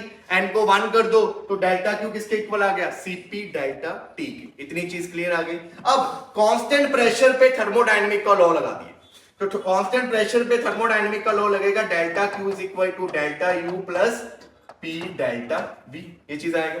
Pressure क्या रख रहे हैं हम, कांस्टेंट। अब डेल्टा क्यू की जगह ये वैल्यू पुट कर दो CP delta T, delta U की जगह ये वैल्यू पुट कर दो CV डेल्टा टी, क्योंकि डेल्टा यू जो यू में चेंज आना है वो प्रेशर पे डिपेंड नहीं करता, वो सिर्फ किस पे डिपेंड करता है, वो तो डिपेंड करता है वो टेम्परेचर पे। तो इसलिए डेल्टा यू किसके इक्वल आ गया, CV डेल्टा टी के, और यहां पे ये क्या आ गया, P डेल्टा वी आ गया। ठीक है, अब P डेल्टा वी देखना है, हमने साइड पे कर देते हैं यहाँ। तो P डेल्टा V निकालना है, उसके लिए देखिए PV किसके इक्वल होता है, nRT, n कितना है 1, तो PV किसके इक्वल आ गया, RT। क्लियर हो गया ये चीज। अब यहां से देखिए अगर मैं डिफरेंशिएट कर दूं, डिफरेंशिएट बोथ साइड, तो P तो क्या है हमारा कांस्टेंट, क्योंकि कौन सा प्रोसेस चल रहा है, कांस्टेंट प्रेशर वाला। तो P कांस्टेंट है, ऐसी रहेगा। V की जगह क्या आ गया, डेल्टा V। डिफरेंशिएट का मतलब डेल्टा लगा दो, चेंज हो रहा है ना वो। इधर R कांस्टेंट है, यहाँ पे क्या आ गया, डेल्टा T। तो P डेल्टा V किसके इक्वल आ गया, R डेल्टा T के। ये वैल्यू को यहाँ पुट कर दो इसमें, तो क्या बन गया, CP delta T is equal to CV delta T plus R delta T। Delta T तीनों में से कॉमन निकल के कैंसिल, तो CP is equal to CP plus R, CP minus CV is equal to R। तो this relation also shows that CP is greater than CV। कितना greater है, R। R क्या होता है यहाँ पे, गैस कांस्टेंट। कितनी वैल्यू होती है R की, 8.314। आगे बस units, joule, mole inverse, degree Celsius inverse या केल्विन इनवर्स। ठीक है, चेंज ही है नीचे, तो केल्विन ले लो चाहे डिग्री सेल्सियस, टेम्परेचर का चेंज दोनों में क्या आता है, सेम। क्लियर होगी ये चीज। अब next simple numerical, calculate specific heat of gas at constant volume, मतलब CV निकालना है और CP गिवन है, कितना है 6.85 कैलोरी मोल इनवर्स केल्विन इनवर्स। ठीक है, बेसिकली ये था। ठीक है, अब रिलेशन आपको पता है क्या रिलेशन था, CP minus CV equal to R। अब इतना इजी क्वेश्चन हम रखेंगे नहीं, आप कुछ ना कुछ तो गड़बड़ होगी ना। गड़बड़ क्या है, यहाँ पे CP किस यूनिट में है, कैलोरीज में, R किस में होता है, जूल में। अगर CP और CV जूल में है तो आपने R की वैल्यू लेनी है 8.314। वही बच्चे अगर CP एंड CV कैलोरीज में आ गए आपको सीवी कैलोरी में पूछ ली तो आपको आर को भी किसमें चेंज करना पड़ेगा, कैलोरी में, और आर को कैलोरी में चेंज करने के लिए joule mole inverse kelvin inverse है, इसको कैलोरी में चेंज करने के लिए you have to divide it with 4.2। समझ लगी ये चीज? तो यहाँ पे ये वैल्यू को पुट करना आप, यहाँ पे सीपी की जगह 6.85 माइनस सीवी, आर की जगह 8.314 डिवाइडेड बाय 4.2। सिर्फ इसीलिए इस क्वेश्चन को यहाँ पे रखा है कि अगर ये यहाँ पे कैलोरी में होगी तो आर को कन्वर्ट कर लेना, भूल मत जाना, नहीं तो आंसर गलत हो जाएगा। अब यहां से सॉल्व करके आप सीवी आराम से निकाल सकते हो, ठीक है जी। अब नेक्स्ट है थर्मोडायनेमिक प्रोसेसेस, ठीक है। Any process in which thermodynamic variable of system change is known as thermodynamic system. कोई भी वेरिएबल अगर प्रोसेस में चेंज हो रहा है, टेम्परेचर, प्रेशर, वॉल्यूम, तो वो कौन सा प्रोसेस होगा, थर्मोडायनेमिक। आगे टाइप्स ऑफ थर्मोडायनेमिक प्रोसेस में पहले आता है quasi static process. Quasi static process ऐसा प्रोसेस है बच्चों जो बहुत स्लोली होता है, बहुत स्लोली। तो a process in which system departs only infinitely small from its equilibrium state, अपनी स्टेट से बहुत चेंज जो आया उसमें क्या है, इनफाइनाइटली स्मॉल, ऐसे प्रोसेस को हम क्या बोलते हैं, क्वासी स्टैटिक प्रोसेस, ठीक है। मेन तो आगे वाले में आइसोथर्मल प्रोसेस, एक ऐसा प्रोसेस जिसमें सिस्टम का टेम्परेचर क्या रहेगा, कांस्टेंट, वो होता है आइसोथर्मल। फिर adiabatic process, the process in which there is no exchange of heat between system and surrounding, system की हीट सराउंडिंग में नहीं जाएगी, सराउंडिंग की हीट सिस्टम में नहीं आएगी, वो प्रोसेस क्या होता है बच्चों, एडियाबैटिक प्रोसेस। बहुत सारे बच्चे इसको ऐसे याद कर लेते हैं, हीट कांस्टेंट। हीट कांस्टेंट नहीं है, सिस्टम की हीट बढ़ सकती है, कम भी हो सकती है, पर हीट बाहर नहीं जानी। सिस्टम की हीट सिस्टम के पास ही रहनी है, बढ़ रही है या कम हो रही है उससे उसको कोई लेना देना नहीं, क्या पता वो हीट से काम कर दे, पर बाहर नहीं जानी चाहिए वो, ठीक है। तो ये बोल सकता हूं कि डेल्टा क्यू जीरो होता है, क्योंकि delta Q thermodynamic first law में क्या बताता है, exchange of heat between system and surrounding, delta Q zero होगा। उसके बाद आइसोबैरिक प्रोसेस जिसमें प्रेशर कांस्टेंट रहता है, फिर आइसोकोरिक प्रोसेस जिसमें वॉल्यूम कांस्टेंट रहती है, ठीक है जी। तो अब सबसे पहले डिटेल में पढ़ेंगे आइसोथर्मल प्रोसेस, वही बच्चे जिसमें प्रेशर वॉल्यूम चेंज हो सकता है पर टेम्परेचर क्या रहेगा, कांस्टेंट रहेगा। अब ये आपको पूछी जाती है कि आइसोथर्मल प्रोसेस करने के लिए एसेंशियल कंडीशंस क्या है, तो आप ये मान के चलो कि हमारे पास एक कंटेनर है, वही कंटेनर में गैस है बच्चों, और गैस में पिस्टन जो है वो मूव करेगा ऊपर की तरफ, डिस्प्लेसमेंट होगी dx, ठीक है बच्चों। तो गैस क्या हो रही है, एक्सपैंड हो रही है। अब देखिए पहली condition, the wall of the container must be perfectly conducting to allow free exchange of heat between system and surrounding. अब इसका क्या मतलब है कि वॉल्स कंडक्टिंग होनी चाहिए, मतलब हीट बाहर अंदर जा सके। क्यों ऐसा, देखो जब ये एक्सपैंड हुआ तो अंदर टेम्परेचर क्या हो जाएगा, कम हो जाएगा। जब गैस एक्सपैंड होती है तो टेम्परेचर क्या हो जाता है, उसका कम हो जाता है। अगर टेम्परेचर कम हो गया तो फिर ये कैसा आइसोथर्मल प्रोसेस, इसमें तो टेम्परेचर चेंज हो गया, टेम्परेचर तो चेंज होना ही नहीं चाहिए था। इसका क्या मतलब होगा, हीट को फटाफट कहां से आना पड़ेगा, बाहर से अंदर आना पड़ेगा, कि जो टेम्परेचर कम हुआ है उसको क्या कर दूं, दोबारा से कांस्टेंट कर दूं, दोबारा से उतना ही ले आऊं। या अगर आप इस गैस को क्या कर रहे हो, कंप्रेस कर रहे हो, कंप्रेस करने से टेम्परेचर बढ़ जाता है, अगर बढ़ गया तो फिर भी कैसा आइसोथर्मल प्रोसेस, उस केस में हीट को किधर जाना पड़ेगा, बाहर जाना पड़ेगा। तो इसलिए इस प्रोसेस में वॉल कैसी होनी चाहिए, कंडक्टिंग होनी चाहिए, कि exchange of heat between system and surrounding चलता रहे। सेकंड क्या है, द प्रोसेस ऑफ कंप्रेशन और expansion should be very slow, ये याद रखना, slow process is isothermal process. Slow इसलिए बच्चों क्योंकि हीट को अंदर आने के लिए या हीट को बाहर जाने के लिए टाइम तो चाहिए ना। अगर टेम्परेचर कम हो गया तो बाहर से हीट को अंदर आने के लिए टाइम तो चाहिए, तो टाइम चाहिए तो प्रोसेस को कैसा होना चाहिए, स्लो। तो ये सेकंड है, the process of compression and expansion should be very slow so as to provide sufficient time for the exchange of heat, heat के एक्सचेंज के लिए टाइम दे दो उसको। अगर अंदर टेम्परेचर बढ़ गया तो हीट बाहर निकाल दो फटाफट, अगर कम हो गया तो हीट कहां आ जाए, अंदर आ जाए। अब नेक्स्ट है बच्चों इक्वेशन ऑफ आइसोथर्मल प्रोसेस। अगर आइसोथर्मल प्रोसेस है तो कौन सी इक्वेशन यूज करोगे, सिंपल बच्चों, आपके पास है PV is equal to nRT, है ना। अगर आइसोथर्मल प्रोसेस है बच्चों NR and T, ये तीनों क्या हो जाएंगे, कांस्टेंट, क्योंकि N तो कांस्टेंट ही है, मोल्स तो कांस्टेंट रहता है, R भी कांस्टेंट रहता है, टेम्परेचर भी क्या हो जाएगा इस केस में, कांस्टेंट। तो हम ये बोल देंगे कि PV का प्रोडक्ट क्या हो गया, कांस्टेंट। एक स्टेट P1 V1 है, एक स्टेट में सिस्टम का प्रेशर P2 V2 है, तो हम इसको ऐसे भी लिख सकते हैं P1 V1 equal to P2 V2। तो this is the equation of isothermal process. अब बढ़ते हैं work done in isothermal process, very important, paper में आने के बहुत ज्यादा चांसेस। पहले वही सेम प्रोसेस बच्चों, देखो यहाँ पे हमारे पास गैस है, गैस का प्रेशर कंटेनर में पड़ी है, कंटेनर के ऊपर पिस्टन लगा है, गैस का प्रेशर P है, पिस्टन का एरिया ऑफ क्रॉस सेक्शन कितना है A, तो ऊपर की तरफ फोर्स लगी जिससे डिस्प्लेसमेंट हो गई dx। तो पहले वही सब कुछ कि small amount of work is done which is equal to F dx। F को क्या लिख दिया, प्रेशर इनटू एरिया। ये A इनटू dx क्या बन गया बच्चों, वॉल्यूम, जैसे आप पीछे करके आए हो। अब टोटल वर्क डन निकालना है बच्चों, टोटल वर्क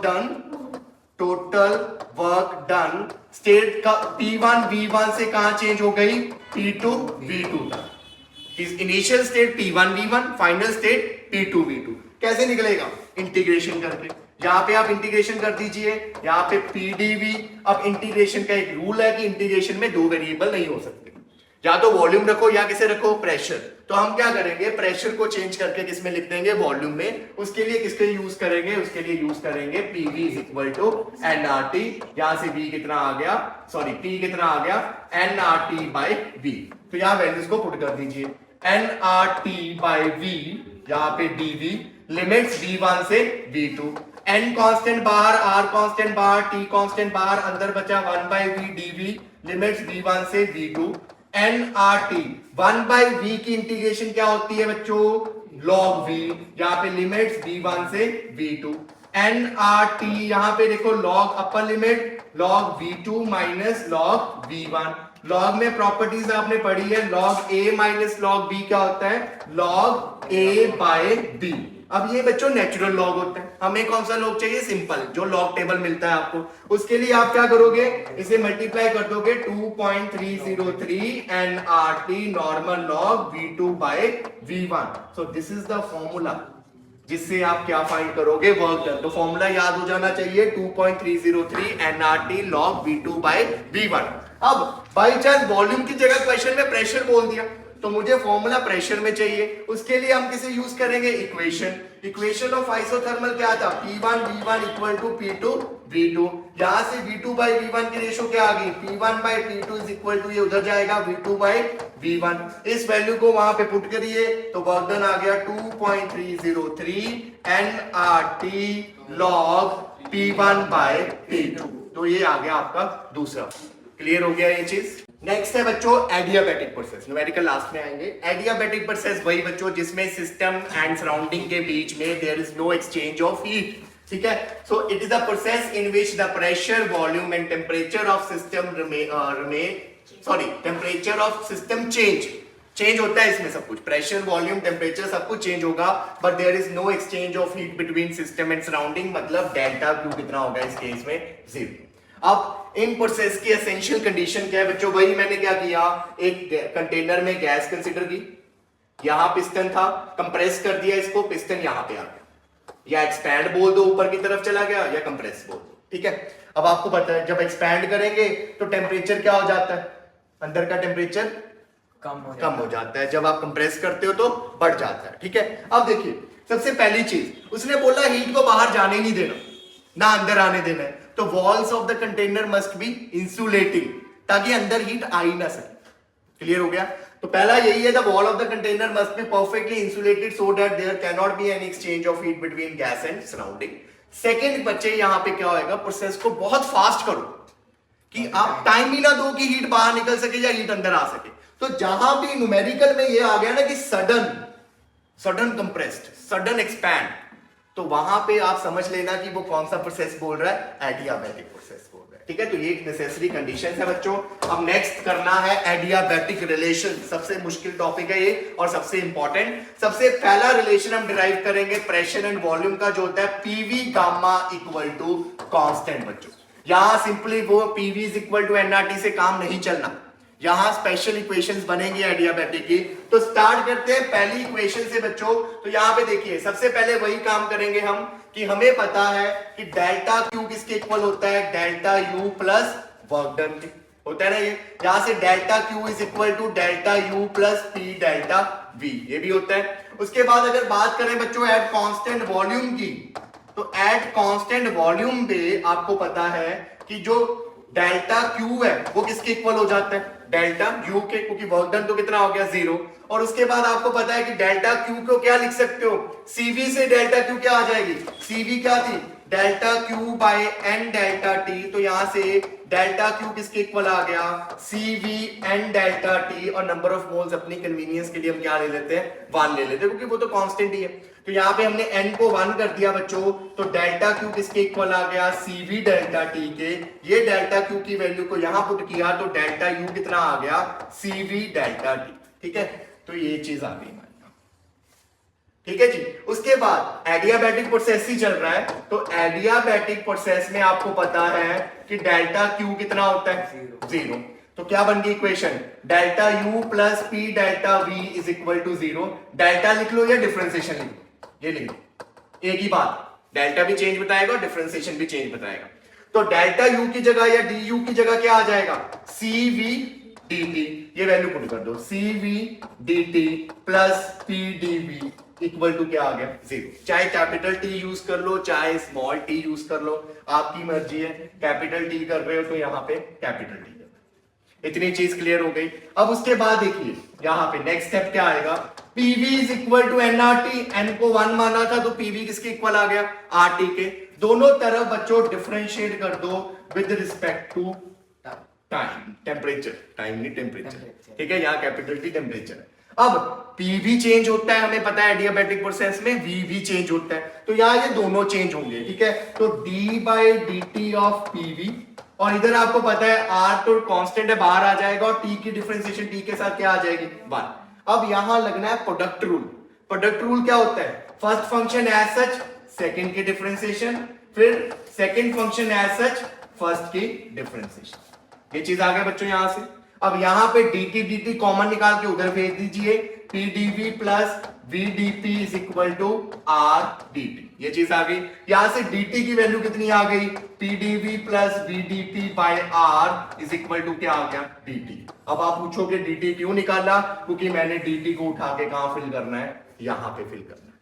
क्लियर हो गया ये चीज। तो अब dt की वैल्यू को यहां फिल करते हैं, जैसे फिल करेंगे देखिए क्या मिलेगा, cv dt की जगह pdv प्लस vdp बाय क्या आ गया नीचे r plus pdv equal to क्या आ गया, 0।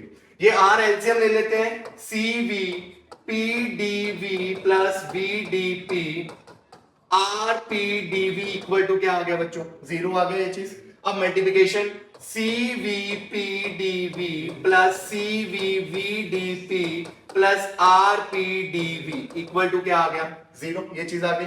अब कॉमन क्या निकल रहा है देखिए, यहां पे pdv, यहां पे भी क्या है pdv, कॉमन निकल जाएगा, तो cv प्लस r और ब्रैकेट में क्या आ गया, pdv plus cvvdp equal to क्या आ गया, 0। समझ लगी ये चीज। अब उसके बाद cv प्लस r किसके इक्वल होगा, cp minus cv is equal to r, तो cp किसके इक्वल हो गया, cv प्लस r। यहां पे cp pdv plus cv vdp equal to 0 आ गया। क्लियर हो गया। इसके बाद नेक्स्ट स्टेप में आपने क्या करना है, डिवाइड बाय cv pv, आप दोनों तरफ इसके साथ डिवाइड कर देना। डिवाइड करने के बाद यहां क्या बचेगा देखो, cp p के साथ p कट जाएगा, cp के नीचे क्या आ जाएगा, cv, tp के नीचे क्या आ जाएगा, dv के नीचे क्या आ जाएगा, v।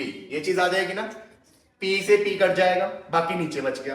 फिर प्लस यहां पे cv से cv कट जाएगा, v से v कट जाएगा, बचा कौन अकेला, dp by p equal to 0। ये चीज आ गई। ध्यान से करना इस डेरिवेशन को, काफी स्टेप्स इसमें याद करने पड़ते हैं, बादाम बदाम खा लेना अच्छे से। अब नेक्स्ट देखिए, cp बाई cv को क्या लिख सकते हैं, गामा, तो gamma dv by v plus dp by p is equal to क्या आ गया, 0। अब कर दीजिए इंटीग्रेशन, इंटीग्रेट बोथ साइड्स। तो इंटीग्रेशन करके देखो, यहां पे गामा बाहर आ जाएगा, dv बाई v हो गया, यहां पे dp बाई p आ गया, और इस साइड क्या आ जाएगा, एक कांस्टेंट c। ठीक है। अब यहां पे देखिए gamma S H dv by v, integration में रूल होता है 1 बाई x, dx की इंटीग्रेशन क्या होती है, log x। तो यहां पे क्या आ जाएगा, log v, और यहां पे क्या आ जाएगा, log p इक्वल टू क्या आ गया, कांस्टेंट। अब लॉग में एक रूल होता है कि लॉग के आगे जो कोएफिशिएंट होता है वो पावर में चला जाता है, तो ये आगे था, तो ये किसकी पावर में चला गया, v की पावर में चला गया गामा। यहाँ log p equal to c, फिर log की प्रॉपर्टी है log a plus log b को क्या लिख सकते हो, log ab। तो ये बन गया pv gamma equal to c। फिर एंटी लॉग लोगे दोनों तरफ, एंटी लॉग लेके देखिए ये बन गया pv gamma, anti log log को कैंसिल कर देता है और इधर क्या आ जाएगा एंटी लॉग c, और कांस्टेंट का एंटी लॉग भी क्या आएगा, कांस्टेंट। तो यहाँ पे एक नया कांस्टेंट आ गया, so we get pv gamma equal to constant. So this is your first equation of adiabatic process. Clear हो गया। अब नेक्स्ट है t और p के बीच में, पहली p एंड v के बीच में थी, दूसरी है t एंड p के, इसी को यूज करेंगे। हमें पता है pv गामा इक्वल टू क्या होता है, कांस्टेंट। आपको p नहीं चाहिए, p की जगह क्या चाहिए, t। तो आइडियल गैस इक्वेशन हर प्रोसेस में लगती है। तो यहाँ पे pv is equal to nRT, n को 1 उठा लो, RT आ गया, यहां से p की वैल्यू कितनी आ गई, RT बाई v। ये वैल्यू को आप इसी इक्वेशन में पुट कर दीजिए जो डिराइव की थी। तो क्या बन गया, RT by v gamma equal to क्या आ गया, कांस्टेंट। उसके बाद देखिए r उधर जाके कांस्टेंट में डिवाइड हो जाएगा, और r भी कांस्टेंट ही है, तो कांस्टेंट में जाके वो भी क्या बन जाएगा, कांस्टेंट। तो r को छोड़ दें, यहाँ पे t की पावर 1 हो गई, ये t था, v की पावर नीचे 1 है, ऊपर गामा है, क्या बन जाएगा, v की पावर गामा माइनस 1, r उधर जाके कांस्टेंट ही बन गया। तो बन गया आपकी नेक्स्ट इक्वेशन, ये v में आई है ना, दिस इज इन v। तो ये v वाली इक्वेशन ड्राइव हो गई है। तो अब नेक्स्ट ड्राइव करते हैं p वाली। तो ये हमने थर्ड इक्वेशन पहले ड्राइव कर दी, अब ये वाली इक्वेशन करते हैं। इसमें क्या करना है, v की जगह आपने, चलो आ जाओ कोई बात नहीं, हो जाता है। यहाँ पे अब t और p है, मतलब आपने किसको गायब करना है, v को गायब करना है। तो अगेन यूज करेंगे वही ideal gas equation, pv is equal to RT, n को मैंने 1 पुट कर दिया, यहां से अब किसकी वैल्यू निकालेंगे, v की, क्या आ गया, RT बाय p। फिर पहली इक्वेशन उठाओ, pv gamma equal to constant, p v की जगह RT बाय p की power gamma equal to constant. ये बन गया p की पावर 1, r की पावर गामा, t की पावर गामा, p की power gamma equal to constant. ये 1 है बच्चों, नीचे गामा है, ऊपर आके गामा माइनस में हो जाएगा, बन जाएगा p की power 1 minus gamma. r gamma constant है, उधर जाके कांस्टेंट में चला जाएगा, साथ में क्या आ गया, t की पावर गामा। तो ये आ गई आपकी सेकंड इक्वेशन। अब आप ये ध्यान रखना बच्चों, आपको कंपेयरिंग करके क्वेश्चन आ जाते हैं, ठीक है, कंपेयरिंग करके गामा की वैल्यू निकालिए। और उसमें क्या आता है, यहां कंपेयरिंग में ध्यान रखना, इस इक्वेशन को कंपेयर करते वक्त ना वो क्या बोल देता है कि भी P3 T1 equal to constant, ऐसे बोल देता है। अब आप बोलोगे कंपेयरिंग करो, गामा कितना आ गया, 1 आ गया।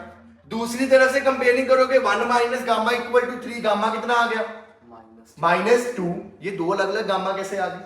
तो ऐसे question specially for this equation ध्यान रखना बच्चों, अगर कोई एक 1 है ना तो यू हैव टू मेक 1, उसकी पावर को 1 बनाना है। अगर यहाँ पे t की पावर 1 है बच्चों, तो आप क्या करोगे, इसको दोनों तरफ नीचे गामा से क्या कर दोगे, पावर को डिवाइड कर दोगे। तो क्या बन जाएगा, p की power 1 minus gamma by gamma, t की पावर कितनी आ गई, 1 इक्वल टू क्या आ गया, कांस्टेंट। अब कंपेयरिंग करके आप आंसर निकालो। तो जो पावर 1 है ना, उसको 1 बनाने के लिए उसी पावर के साथ क्या कर दोगे, डिवाइड। इन केस आपको यहां ऐसे होता p1 t की पावर 3, फिर आपको p की पावर 1 बनानी पड़ती, फिर आप क्या करते, दोनों को किसके साथ कर देते, p की पावर 1 t की power gamma by 1 minus gamma इनको k equal to k। Clear हो गया ये चीज। तो ये याद रखना है स्पेशली फॉर दिस केस, बाकी तो नॉर्मली होते हैं, ठीक है। क्लियर हो गया ये चीज। मतलब अगर कोई पावर 1 है, दूसरा 1 नहीं है, उसको 1 बनाने के लिए डिवाइड मार दो। जैसे इसी में pv gamma equal to constant है, तो दूसरी फॉर्म क्या बन गई, p की पावर 1 बाय गामा, v की power 1 equal to constant. v 1 कर दिया, p की पावर कितनी हो गई, 1 बाय गामा। तो ऐसे आप पावर को चेंज कर सकते हो। क्लियर हुआ ये चीज। अब नेक्स्ट बढ़ते हैं, work done in adiabatic process. Next important derivation. Again बच्चों स्टार्टिंग का प्रोसेस वैसे ही रहना है। क्या आएगा यहाँ पे कि small amount of work done is equal to F D X. Force को क्या लिख दोगे, pressure into area into dx। फिर यहाँ पे ये बन गया pdv, small amount of work done. Total work done करने के लिए इसकी क्या कर दोगे, इंटीग्रेशन। अब प्रेशर वॉल्यूम फिर वे प्रेशर को चेंज करना पड़ेगा। We can not use nRT वाली इक्वेशन, क्योंकि t भी चेंज होते हैं। p को हटाना है, t आ जाएगा, उसका क्या फायदा। इसलिए अब यहाँ पे किसको यूज करेंगे, pv gamma equal to constant. तो यहाँ पे कितनी वैल्यू आ गई p की वैल्यू आ गई बच्चों k बाय v गामा। तो ये वैल्यू पुट कर देते हैं k by v gamma dv limits v1 से v2। तो यहाँ पे k बाहर आ गया, v की पावर नीचे गामा है, ऊपर जाके क्या हो जाएगी v की power minus gamma dv v1 से v2। k as such power rule लगेगा, v की power minus gamma plus 1 over minus gamma plus 1 limits v1 to v2। k upper limit put कर दो यहाँ पे v2 की power minus gamma plus 1 minus यहाँ पे v1 की पावर माइनस गामा प्लस 1 और नीचे जो माइनस गामा प्लस 1 है उसको आप क्या लिख सकते हो 1 माइनस गामा। क्लियर हो गया ये चीज। अब देखिए ये k अंदर मल्टीप्लाई हो जाएगा बच्चों, k अंदर मल्टीप्लाई हो गया, k v2 minus gamma plus 1 minus k v1 minus gamma plus 1, नीचे क्या आ गया 1 माइनस गामा। यहां तक आ गया। अब देखिए pv gamma equal to k है, इसका क्या मतलब होगा p1 v1 gamma equal to p2 v2 gamma. दोनों स्टेट के प्रेशर इनटू वॉल्यूम की पावर गामा कांस्टेंट होएगी। तो देखो अब ये दोनों ही किसके इक्वल हो गए k के। तो यहाँ पे देखिए यहाँ v2 है ना, तो मैं k की 2 वाली वैल्यू पुट करूंगा, k की 2 वाली वैल्यू मतलब p2 v2 गामा। तो पुट कर दीजिए यहाँ पे p2 v2 गामा, v2 की पावर माइनस गामा प्लस 1 और दूसरी जगह p1 v1 गामा, v1 की वैल्यू माइनस गामा प्लस 1, नीचे क्या आ गया 1 माइनस गामा। इतनी चीज क्लियर हो गई। उसके बाद यहाँ पे देख लीजिए, ये देखिए p2 एसएच v2 की power gamma basis same power add हो जाएंगी, गामा माइनस गामा प्लस 1 कितना हो गया अकेला 1। तो v2 v2 माइनस p1 v1 में क्या आएगा गामा माइनस गामा प्लस 1, कितना बच गया v1 की पावर 1। तो p2 v2 माइनस p1 v1, नीचे आ गया 1 minus gamma. So this is the formula to calculate work done. ध्यान रखना p2 v2 माइनस p1 v1 है तो नीचे 1 माइनस गामा है, और अगर आप p1 v1 minus p2 v2 करते हो तो नीचे क्या आएगा गामा माइनस 1। तो आप ऐसे ही याद रखो। अब ये तो फॉर्मूला आया प्रेशर वॉल्यूम में। अगर आपको टेम्परेचर में दे दिया क्वेश्चन तो टेम्परेचर भी तो चेंज होता है, उसके लिए हम क्या यूज करेंगे देखो। तो अब देखिए PV is equal to nRT होता है ना, तो P1 V1 इक्वल टू हो जाएगा nRT1 और P2 V2 हो जाएगा nRT2, क्योंकि नंबर ऑफ मोल्स चेंज नहीं होते, R भी चेंज नहीं होता। अब ये वैल्यूज को यहाँ पुट कर दीजिए, तो P2 V2 की जगह nRT2, P1 V1 की जगह nRT1 divided by 1 minus gamma, nR constant, T2 minus T1 by 1 minus gamma. तो this is another formula to calculate work. Clear हो गया ये चीज। चलो देखिए पहला numerical, if at 50 degree Celsius and 75 centimetre of mercury pressure a definite mass of gas is compress slowly. पहला slowly है, स्लोली का मतलब कौन सा प्रोसेस आइसोथर्मल। तो आइसोथर्मल प्रोसेस में आपको टेम्परेचर गिवन है 50 डिग्री सेल्सियस इनिशियल टेम्परेचर, और प्रेशर इनिशियल कितना गिवन है 75 सेंटीमीटर ऑफ Hg, ये गिवन है ना। अब then what will be the final pressure and temperature of the gas in each case? Final temperature बताओ और final pressure बताओ in each case if the final volume is 1/4 of initial volume। तो final V2 कितना बोला है 1/4 times V1, ये आपको given है क्वेश्चन। क्वेश्चन देख लो, टेम्परेचर 50 डिग्री सेल्सियस, T2 निकालने को बोला है, initial pressure 75 centimetre of mercury, ये भी यूनिट होता है ना मर्करी में मेजर करने का, प्रेशर P2 निकालने को बोला है, और फाइनल वॉल्यूम 1/4 टाइम्स V1 बोला है। पहला केस क्या है आइसोथर्मल। मुझे बताइए आइसोथर्मल में टेम्परेचर चेंज होगा नहीं होगा, तो T2 किसके इक्वल हो गया T1 के, मतलब कितना आंसर आ गया 50 degree Celsius. What about pressure. अब आपके पास आइसोथर्मल की तो एक ही इक्वेशन है, क्या है वो P1 V1 equal to P2 V2। यहां से P2 कितना आ गया P1 into V1 by V2। बच्चों P1 को ऐसे लिख देते हैं V1 की जगह V1, V2 की जगह 1/2 टाइम्स V2, ये कैंसिल 2 ऊपर चला गया 2P1 P1 1/4, ये 4 ऊपर चला जाएगा, यहाँ पे 4 ऊपर, 4 इंटू क्या आ गया P1 कितना था P1 is 75, तो 75 इंटू 4 कितना हो गया जल्दी कितना 300 सेंटीमीटर ऑफ Hg। समझ लग गया, ये पहला केस क्लियर हो गया। ठीक है, सेकंड केस की तरफ बढ़ते हैं। देखिए अब सेकंड केस में अब आपको उसने बोला है सडनली का मतलब कौन सा प्रोसेस है सेकंड एडियाबैटिक। तो सेकंड एडियाबैटिक प्रोसेस है, वही सेम चीजें बच्चों, आपको टेम्परेचर गिवन है 50 डिग्री सेल्सियस, T2 निकालना है, आपको प्रेशर P1 गिवन है 75 सेंटीमीटर ऑफ Hg, आपने P2 निकालना है, और V2 इज 1/4 टाइम्स V1 और आपको गामा गिवन है, गामा कितना है 1.5 विच इज इक्वल टू 15/10 मतलब 3/2। अब देखिए यहां इक्वेशन कौन सी यूज होगी, आपको P निकालना है, V गिवन, V का रिलेशन गिवन है ना, तो पहली equation PV gamma equal to constant, तो P1 V1 gamma equal to P2 V2 gamma. आपने प्रेशर निकालना है, P2 क्या आ जाएगा P1 V1 gamma by V2 gamma, P1 V1 by V2 gamma, ये चीज आ गई। तो यहाँ पे P1 V1 as such V2 की जगह 1/4 V1, गामा की वैल्यू कितनी आ गई 3/2। तो यहाँ पे देखिए ये V1 से V1 कैंसल, ऊपर 4 चला गया, 4 की पावर 3/2। आप कैसे सॉल्व करोगे इसे, आपको लिखना पड़ेगा अंदर वाले को नीचे वाली पावर में, मतलब 2 का स्क्वायर, यहाँ 3/2 ये कैंसल, 2 की पावर क्यूब कितना आ गया 8 टाइम्स P1। P1 की वैल्यू को पुट करना 75, आंसर आ जाएगा। क्लियर हो गया, ये चीज समझ लगी, कितना आ जाएगा 300, पहले आया था अब कितना आ गया 600, तो 600 सेंटीमीटर ऑफ H। क्लियर होगी ये चीज। यस।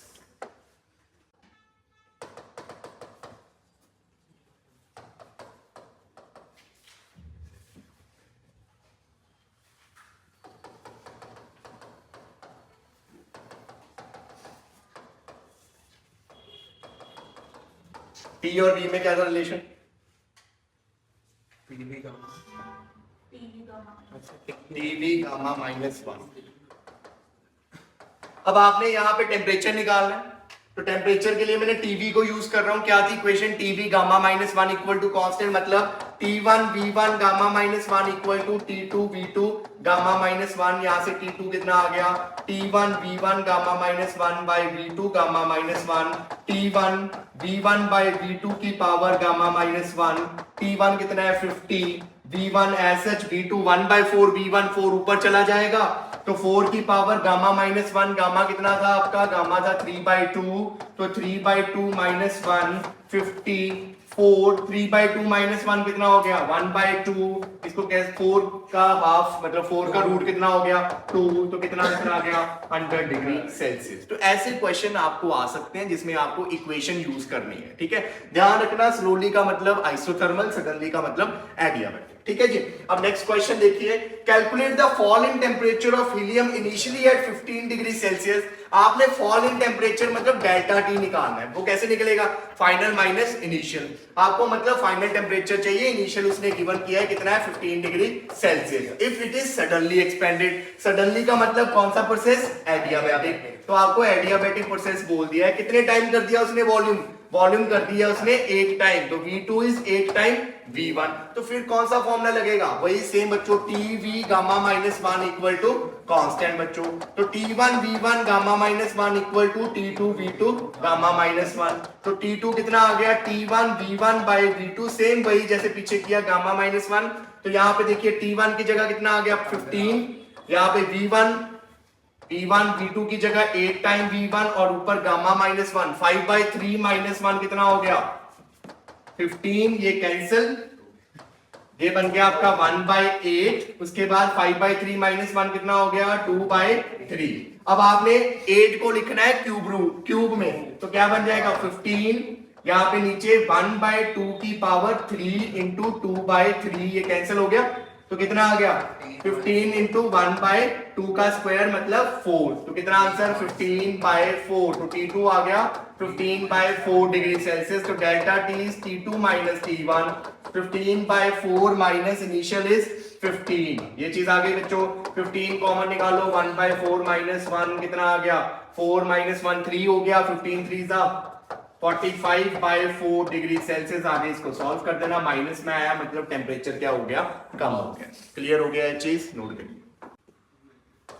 नेक्स्ट क्वेश्चन देखिए, very important question, a sample of hydrogen of mass 6 gram, hydrogen gas का मास आपको गिवन है कितना 6 ग्राम, इसको एक्सपैंड किया आइसोथर्मली, सीधा सीधा मेंशन आइसोथर्मली, कितना टेम्परेचर है बच्चों 27 डिग्री सेल्सियस। कब तक किया एक्सपैंड, जब तक वॉल्यूम क्या ना हो गई डबल, तो V2 इज 2 टाइम्स कितना हो गया V1, ठीक है जी। आपसे पूछा गया पहले तो H2 के कितने मोल्स होंगे, तो मोल्स आप पढ़ के आए हो, given mass over molecular mass, कितना होता है हाइड्रोजन का मॉलिक्यूलर मास 2, क्योंकि H2 गैस होती है, ठीक है मॉलिक्यूल होता है, तो कितने मोल्स आ गए 3 मोल्स।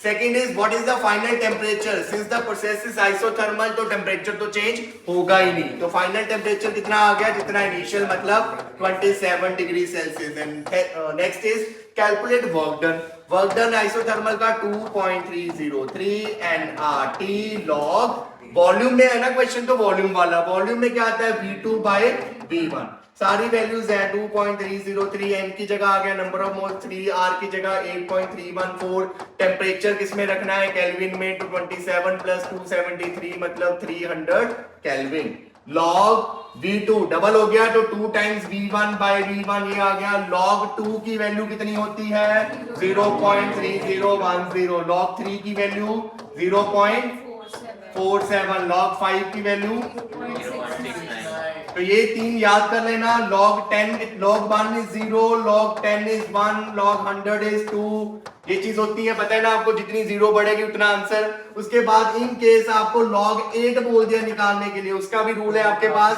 आप अंदर पावर में लिख दो log 2 की पावर क्यूब, ये क्यूब जो था ये आगे आ जाएगा 3 log 2, log 2 की वैल्यू पता है, 16 का बोल दिया तो 2 की पावर कितनी हो गई 4, ऐसे 9 का बोल दिया 3 की पावर कितनी हो गई 2, तो आपको पेपर में ऐसे ही आएंगे, लॉग टेबल वाला करने की जरूरत नहीं है, लॉग टेबल वाली वैल्यूज नहीं आती, यही वैल्यूज आएंगी, लॉग 2 3 5 याद रखो, बाकी स्क्वायर क्यूब 4 पावर 5 पावर ऐसे वाले क्वेश्चन आएंगे, या 10 20 10 100 1000 ऐसी वैल्यूज आएंगी। क्लियर हो गया ये चीज। अब बच्चे सपोज करो आपका ये आंसर आ जाता है log 1/4, अब 1/4 की तो वैल्यू पता नहीं, आपको क्या करना पड़ता है इसे, आप लिखते हैं इसको log 1 माइनस log 4, क्योंकि log a by b क्या होता है log a minus log b, log 1 कितना हो गया 0, log 4 को क्या लिख दोगे 2 log 2, ऐसे सेम ना बच्चों, log 4 क्या होगा log 2 की पावर 2, 2 कहां आ जाएगा आगे, तो अगर ओवर में आ रहा है ना कुछ तो उसको आपने ऐसे करना है, बाई चांस log 3/2 आ गया तो उसको आप क्या लिख दोगे log 3 माइनस log 2, तो इसको आगे सॉल्व करना, you will get your answer. Clear हो गया ये चीज, ठीक है। अब नेक्स्ट क्वेश्चन जेई मेन का question, very important, a sample of gas with gamma, gamma की वैल्यू गिवन है 1.5, अगर गामा दिया है तो प्रोसेस कौन सा होगा, एडियाबैटिक ही होगा, is taken through an adiabatic, लिख भी दिया उसने, in which the volume is compressed from 1200 centimetre cube to 300, final है 300 सेंटीमीटर क्यूब और इनिशियल क्या है 1200 सेंटीमीटर क्यूब, ये बदमाश बन रहे हैं ना, सेंटीमीटर क्यूब दे रहे हैं, इसको किस में चेंज करना पड़ेगा मीटर क्यूब में, तो 300 को मीटर क्यूब में चेंज करना है, कैसे करोगे 10 raised to power -6, यहाँ पे भी 1200 into 10 की पावर -6, पावर तो आगे कर ही सकते हो, प्रेशर आपको इनिशियल गिवन है कितना है 200 किलो पास्कल, फिर से किलो पास्कल चेंज करना पड़ेगा 10 की पावर 3 पास्कल, ठीक है जी। Find absolute value of work done by the gas in this process, आपसे वर्क डन पूछा गया, अब वर्क डन पूछा है, देखो बच्चों यहाँ पे वॉल्यूम का चेंज गिवन है, आपको पता है वॉल्यूम कैसे निकलेगी, वॉल्यूम का फॉर्मूला इज P2 V2 माइनस P1 V1 by 1 minus gamma, यही फॉर्मूला है ना, नीचे 1 माइनस गामा, ऊपर P2 V2 माइनस P1 V1, अब V2 है V1 है P1 है, आपके पास इनिशियल प्रेशर है, P2 तो है ही नहीं, तो पहले आपको क्या करना पड़ेगा, पहले आप इसी के जैसे फर्स्ट क्वेश्चन है PV गामा की हेल्प से आप क्या करोगे P2 निकालोगे, P1 V1 gamma equal to P2 V2 gamma, ये आप पे छोड़ रहा हूं, आप कर सकते हो क्योंकि अभी किया है 1.51, और जब आपने रेशो करनी है V1 V2 की आराम से हो जाएगा, यहां से P2 निकाल देना, यहां से P2 फाइंड करो, वंस यू फाइंड P2 और put the values in this formula and find out W, हो जाएगा। क्लियर, आगे बढ़े, चलो नेक्स्ट देखते हैं आप application of first law of thermodynamics. अब थर्मोडायनेमिक्स का जो फर्स्ट लॉ है बच्चों वो हर एक प्रोसेस पे लगे, हर एक प्रोसेस का मतलब वो आपके, सबसे पहले बात करेंगे आइसोथर्मल प्रोसेस, आइसोथर्मल प्रोसेस में थर्मोडायनेमिक फर्स्ट लॉ क्या बन जाएगा, देखिए क्या formula, delta Q is equal to delta U plus P delta V, ideal gas की बात हो रही है, कौन सी गैस की, आइडियल गैस। अब आइडियल गैस की जो U होती है बच्चों वो किसका फंक्शन होता है, टेम्परेचर। क्या आइसोथर्मल प्रोसेस में टेम्परेचर चेंज होता है, नहीं होता, तो क्या इंटरनल एनर्जी चेंज होगी, नहीं होगी, इसका मतलब आइसोथर्मल प्रोसेस में डेल्टा Q किसके इक्वल हो जाएगा, वर्क डन के, P delta V work done. तो यहां से कंक्लूजन क्या मिला, बड़े इंपॉर्टेंट क्वेश्चन है ये, कंक्लूजन ये हुआ कि अगर वर्क पॉजिटिव हुआ तो डेल्टा Q भी क्या होगी, पॉजिटिव, वर्क पॉजिटिव का मतलब सिस्टम क्या हो रहा है, एक्सपैंड। तो अगर सिस्टम एक्सपैंड होगी, डेल्टा क्यू पॉजिटिव का मतलब क्या है, हीट किसे मिलेगी, heat is given to system. तो मतलब यहां पे ये है कि in an isothermal process when gas is expanded, तो सिस्टम को क्या मिलती है, हीट मिलती है, उसका टेम्परेचर क्या हो जाता है, बढ़ जाता है। क्लियर हुआ ये चीज, आइसोथर्मल प्रोसेस, सॉरी टेम्परेचर तो कांस्टेंट रहना है, मतलब हीट मिल रही है। क्यों मिलती है हीट, वैसे देखा जाए तो जब गैस एक्सपैंड होती है अंदर का टेम्परेचर क्या होना शुरू हो जाता है, कम होना शुरू हो जाता है। आइसोथर्मल प्रोसेस है, उसको कांस्टेंट बनाने के लिए हीट कहां से आएगी, बाहर से आएगी। तो जब एक्सपेंशन होगी हीट बाहर से अंदर आएगी। और वहीं बच्चों अगर मैं बोलूं W नेगेटिव है तो सिस्टम क्या हो रहा है, कंप्रेस। तो उस केस में डेल्टा क्यू क्या आएगा, नेगेटिव। तो हीट किसे जाएगी, heat is given to surrounding. तो कॉमन सेंस है बच्चों, जब आप कंप्रेस कर रहे हो अंदर हीट बढ़ जाएगी, टेम्परेचर बढ़ जाएगा, टेम्परेचर कांस्टेंट रखना है, जिसके लिए हीट किधर जानी पड़ेगी, बाहर जानी पड़ेगी। क्लियर हो गया। अब सेकंड बात करते हैं बच्चों एडियाबैटिक प्रोसेस की। एडियाबैटिक प्रोसेस में आपको पता है डेल्टा क्यू किसके इक्वल होता है, 0 के। तो यहां से डेल्टा यू किसके इक्वल हो गया, माइनस डब्ल्यू के। ये पी डेल्टा वी एक्चुअल में क्या है, डब्ल्यू तो है वर्क डन। तो जब ये 0 होगा ये उधर जाके माइनस हो जाएगा, डेल्टा यू किसके इक्वल हो गया, वर्क डन के। अब अगर वर्क पॉजिटिव हुआ तो डेल्टा यू क्या आ जाएगा, नेगेटिव। और अगर वर्क नेगेटिव हुआ तो डेल्टा यू क्या आ जाएगा, पॉजिटिव। तो अगर सिस्टम एक्सपैंड हो रहा है तो इंटरनल एनर्जी क्या हो रही है, डिक्रीज हो रही है। और इधर अगर सिस्टम कंप्रेस हो रहा है तो डेल्टा यू क्या हो रही है, इंक्रीज हो रहा है। तो ये क्वेश्चन आते हैं बच्चों कि in N adiabatic process if gas is expanding तो इफेक्ट ऑन इंक्रीज अपना इंटरनल एनर्जी क्या होएगा। तो गैस अगर एक्सपैंड हो रही है इंटरनल एनर्जी डिक्रीज हो जाएगी, और अगर गैस कंप्रेस हो रही है तो इंटरनल एनर्जी क्या हो जाएगी, इंक्रीज। इंटरनल एनर्जी बढ़ी तो टेम्परेचर बढ़ गया, इंटरनल एनर्जी कम हुई तो टेम्परेचर भी क्या हो गया, कम हो गया। क्लियर हो गया ये चीज। अब नेक्स्ट देखिए साइक्लिक प्रोसेस। अब साइक्लिक प्रोसेस में देखो, साइक्लिक प्रोसेस में घूम घूम के वापस उसी स्टेट पे आ जाते हैं। अब ये याद रखना बच्चों, जो u है ना वो एक स्टेट फंक्शन है। u is a state function, क्योंकि u किस पे डिपेंड करता है, टेम्परेचर पे और वॉल्यूम पे। अगर आप उसी स्टेट पे वापस आ गए तो t और v तो चेंज हुआ ही नहीं।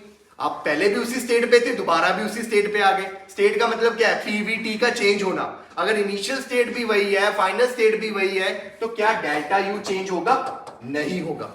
तो स्टेट फंक्शन है, साइक्लिक प्रोसेस में घूम के वहीं आ रहे हैं, तो डेल्टा यू क्या होएगा, 0। डेल्टा यू का मतलब क्या हो गया, यहाँ पे ये 0 है तो डेल्टा क्यू किसके इक्वल हो गया, वर्क डन के। तो अगर W पॉजिटिव तो डेल्टा क्यू भी पॉजिटिव, और अगर W नेगेटिव तो डेल्टा क्यू भी क्या हो जाएगा, नेगेटिव। तो ये यहां से एक्सप्लेनेशन तो मिल ही सकती है कि अगर W पॉजिटिव मतलब गैस क्या हो रही है, एक्सपैंड, तो डेल्टा क्यू भी क्या हो रहा है, बढ़ रहा है, सिस्टम को हीट मिल रही है। पॉजिटिव का मतलब सिस्टम को हीट मिल रही है। वही अगर डेल्टा अपना वर्क डन नेगेटिव है, वर्क डन नेगेटिव का मतलब क्या होएगा, डेल्टा क्यू भी नेगेटिव। डेल्टा क्यू नेगेटिव मतलब सिस्टम से हीट कहां जा रही है, बाहर।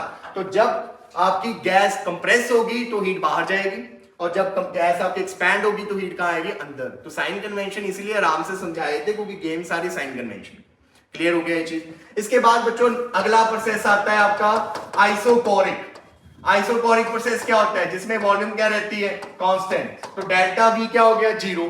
डेल्टा वी 0 है तो वर्क डन किसके इक्वल था, पी डेल्टा वी, वो भी क्या हो गया, 0। तो इस केस में डेल्टा क्यू किसके इक्वल हो गया, डेल्टा यू। अगर आप डेल्टा क्यू पॉजिटिव करोगे तो डेल्टा यू भी पॉजिटिव होगा। मतलब अगर heat is given to system, इस केस में अगर आप सिस्टम को हीट दे रहे हो तो इंटरनल एनर्जी क्या हो जाएगी, इंक्रीज हो जाएगी। वहीं बच्चों अगर डेल्टा क्यू नेगेटिव है तो डेल्टा यू भी क्या हो जाएगा, नेगेटिव। मतलब अगर आप सिस्टम से हीट ले रहे हो तो इंटरनल एनर्जी क्या हो जाएगी, कम हो जाएगी। अगेन साइन कन्वेंशन की बात है। क्लियर हो गया ये चीज। अब उसके बाद नेक्स्ट है show that slope PV slope of adiabatic process is steeper than isothermal process। very important question, paper में ऐसा आ जाता है। अब स्लोप की बात करें, पीवी ग्राफ की स्लोप कैसे निकलती है, dp बाय dv से। डिफरेंशिएशन स्लोप ही तो बताती है। dy बाय dx क्या होती है, y और x के बीच के ग्राफ की स्लोप। तो यहाँ पे आपने dp बाय dv निकालना है। तो पहले बात करते हैं आइसोथर्मल की। तो आइसोथर्मल प्रोसेस की बच्चों देखो इक्वेशन क्या आती, pv इक्वल टू कांस्टेंट, ये थी ना। आप डिफरेंशिएशन करोगे तो P is equal to K by V आ जाएगा बच्चों। यहां डिफरेंशिएशन करो, dP बाई dV किसके इक्वल आ गया, K as such d by d V of 1 by V. ये चीज आ गई, क्लियर हो गया ये चीज। अब यहां पे देखो K d by d V, V की पावर कितनी आ गई -1, तो के -1 पावर आ गई, वी की पावर कितनी हो गई -2, तो क्या बन गया माइनस के बाय वी की पावर 2, ये आ गया डीपी बाय डीवी। देखो यहां पे ये चीज आ गई, क्लियर हो गया ये चीज। अब के की जगह दोबारा से वैल्यू क्या पुट कर दो, पीवी, के की जगह पीवी पुट करते हैं अगर, तो क्या आएगा minus PV by V square, कितना आ गया माइनस पी बाय वी। तो इसकी जो स्लोप है आइसोथर्मल की वो किसके इक्वल होती है माइनस पी बाय वी। इतनी चीज क्लियर हो गई। अब बात करते हैं एडियाबैटिक की।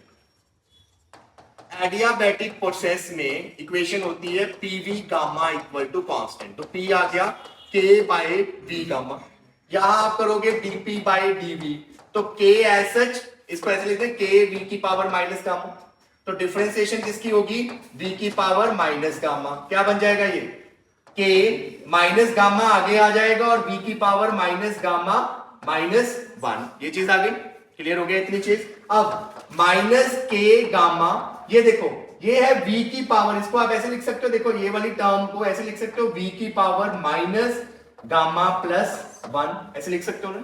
तो ये नीचे जाके क्या बन जाएगा v की पावर प्लस गामा +1, ये चीज होगी ना, ऊपर पावर माइनस में थी, नीचे जाके क्या हो गई प्लस में आ गई। अब बच्चों यहां पे भी आप के की जगह क्या पुट कर दोगे पीवी गामा, के की जगह पीवी गामा, साथ में गामा, नीचे v की पावर गामा +1, तो देखिए माइनस गामा पी, नीचे गामा +1 पावर ऊपर गामा, नीचे वाली गामा +1 कट के कितनी बच जाएगी सिर्फ 1, तो नीचे आ गया v।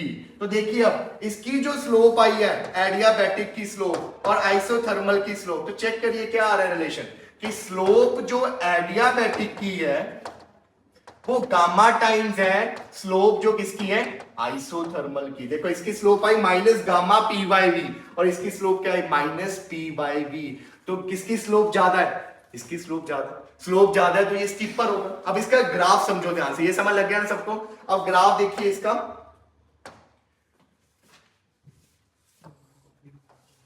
ये बहुत इंपॉर्टेंट ग्राफ है। यहां पे देखिए ये P है बच्चों, ये V है। मैं आपको बोलूंगा देखो एक ये है, एक ये चीज और एक ये चीज, एक ये चीज, ये पेपर में आता है बहुत। मुझे बताइए ये चारों ग्राफ किस किस के हैं। सबसे पहले देखो बच्चों ये वाला, इसमें प्रेशर क्या है कांस्टेंट, सीधी लाइन है, प्रेशर कांस्टेंट, कौन सा प्रोसेस आइसोबैरिक। ये वाला बिल्कुल सीधा है ना, बिल्कुल सीधी लाइन होगी बच्चों ये वाली। तो इसमें वॉल्यूम क्या है कांस्टेंट, तो ये कौन सा प्रोसेस हो गया आइसोकोरिक। अब बात करें इसकी और इसकी, स्लोप किसकी ज्यादा है, स्लोप क्या बोली थी चढ़ाई, ये बिल्कुल नीचे की तरफ है। आप यहां से जाना चाहते हो, कौन सी चढ़ाई ज्यादा है, ऊपर वाली है नीचे वाली है, नीचे वाली है, स्टीपर है ना। ऐसे एंगल देख लीजिए, इसका एंगल ये बन रहा है ऊपर से और इसका एंगल ये बन रहा है, एंगल किसका ज्यादा है नीचे वाले का, स्टीपर नीचे वाली हुई। तो ये कौन सा है एडियाबैटिक और ये कौन सा है आइसोथर्मल। अब मुझे ये बताओ इसमें गैस क्या हो रही है, कंप्रेस हो रही है या एक्सपैंड हो रही है, इन दोनों कर्व को देख के बताओ, दोनों में गैस क्या हो रही है एक्सपैंड हो रही है। तो मुझे ये बताओ वर्क डन आइसोथर्मल में ज्यादा हुआ या एडियाबैटिक में, आइसोथर्मल में, क्योंकि एरिया अंडर द कर्व क्या देती है वर्क डन, इसके नीचे ज्यादा एरिया है ना आइसोथर्मल के एज कंपेयर टू एडियाबैटिक, तो हम बोलेंगे कि आइसोथर्मल का वर्क डन ज्यादा होता है एज कंपेयर टू एडियाबैटिक। बच्चे यही ग्राफ जब कंप्रेशन में आता है ना तो बदल जाता है। कंप्रेशन में ये P बच्चों, ये V, कंप्रेशन में क्या होएगा, यहां से ग्राफ एक ऊपर ऐसे जा रहा है, एक यहां से ग्राफ ऐसे जा रहा है, और आपसे ये पूछा जाएगा बताओ इन दोनों में से आइसोथर्मल कौन सा और एडियाबैटिक कौन सा। अब आप बोलोगे कि नीचे वाला तो कौन सा होना है, नीचे वाला तो एडियाबैटिक ही होना है हर बार, पर इस केस में ऊपर वाला एडियाबैटिक है बच्चों। स्लोप किसकी ज्यादा है, अब नीचे से ऊपर जा रहे हो, कौन ऊपर को ज्यादा है, ऊपर वाला ज्यादा है ना, ऊपर वाले की स्लोप ज्यादा है। ऊपर जा रहे हो एंगल यहां से देखो, इसका एंगल ज्यादा है या नीचे वाले का, ऊपर वाले का। जब आप यहां से देख रहे थे ये कॉमन पॉइंट था, यहां से बनाओ एंगल किसका ज्यादा, नीचे वाले का। यहां से कॉमन किसका एंगल हुआ, ऊपर वाले का। तो जब ऊपर जा रहे हैं मतलब जब गैस कंप्रेस हो रही है तो एडियाबैटिक ये है और आइसोथर्मल ये वाला है। तो ये याद रखना चीज क्लियर हो गई। स्लोप हर बार किसकी ज्यादा है, एडियाबैटिक की ज्यादा है। अब मुझे बताओ इस केस में वर्क डन किसका ज्यादा आएगा, एडियाबैटिक का। मैग्नीट्यूड में वैल्यूज में साइन कौन सा आएगा, नेगेटिव, क्योंकि क्या हो रही है गैस कंप्रेस। कंप्रेस जब गैस होती है तो हम कौन सा साइन लेते हैं, नेगेटिव। मैग्नीट्यूड में किसका वर्क डन ज्यादा होगा, एडियाबैटिक का वर्क डन ज्यादा होगा एज कंपेयर टू आइसोथर्मल। तो this is very important point.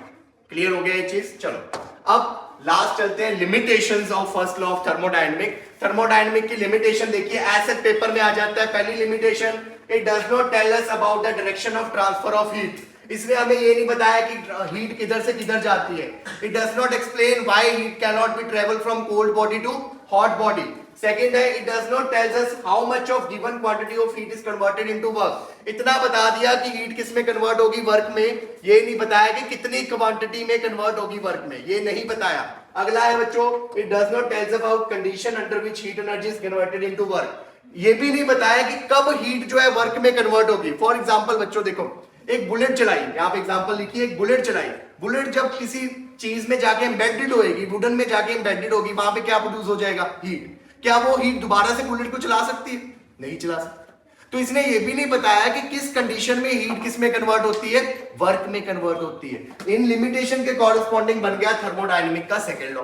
इसकी स्टेटमेंट है आपके सिलेबस में। स्टेटमेंट देखो, पहली है केल्विन प्लैंक स्टेटमेंट। बेसिकली ये स्टेटमेंट है इसकी, ये छोड़ दो, ये पढ़नी है। There is no process whose only result is absorption of heat from reservoir and complete conversion of heat into work। कहता है ऐसा कोई भी प्रोसेस नहीं है जिसमें सारी की सारी हीट किसमें कन्वर्ट हो जाए, वर्क में। कुछ ना कुछ हीट का लॉस हमेशा होता ही होता है। क्लोजियस ने क्या बोला, it is impossible for self acting machine unaided by any internal agency to transfer heat from any body at lower temperature to any body at higher temperature. कहता है ये भी इम्पॉसिबल है कि आप लोअर टेम्परेचर वाली बॉडी से heat कहां पहुंचा दो, हायर बॉडी वाले में, अनटिल एंड अनलेस कोई एक्सटर्नल एजेंसी हेल्प ना करे। अपने आप नहीं हो सकता। अपने आप ये नहीं हो सकता कि कोई ठंडी बॉडी अपनी हीट गर्म वाली को दे दे, पर एक्सटर्नल एजेंसी की हेल्प से कर सकता है। आपका रेफ्रिजरेटर यही तो करता है। रेफ्रिजरेटर अंदर जो हीट है, रेफ्रिजरेटर ठंडा है, फिर भी वो अंदर वाली जो एक्सेस हीट है उसको किधर भेज रहा है, बाहर। पर बिना इलेक्ट्रिसिटी के क्या वो पॉसिबल है, नहीं। तो बिना एक्सटर्नल एजेंसी के इट इज नॉट पॉसिबल। तो आपने यही दो स्टेटमेंट याद करना। क्लियर हो गया। उसके बाद रिवर्सिबल और इरिवर्सिबल प्रोसेस बचता है लास्ट, वो आपको पता है। रिवर्सिबल प्रोसेस जो दोबारा से वैसे ही आ सके, इरिवर्सिबल जो नहीं आ सके। With this we have completed thermodynamics.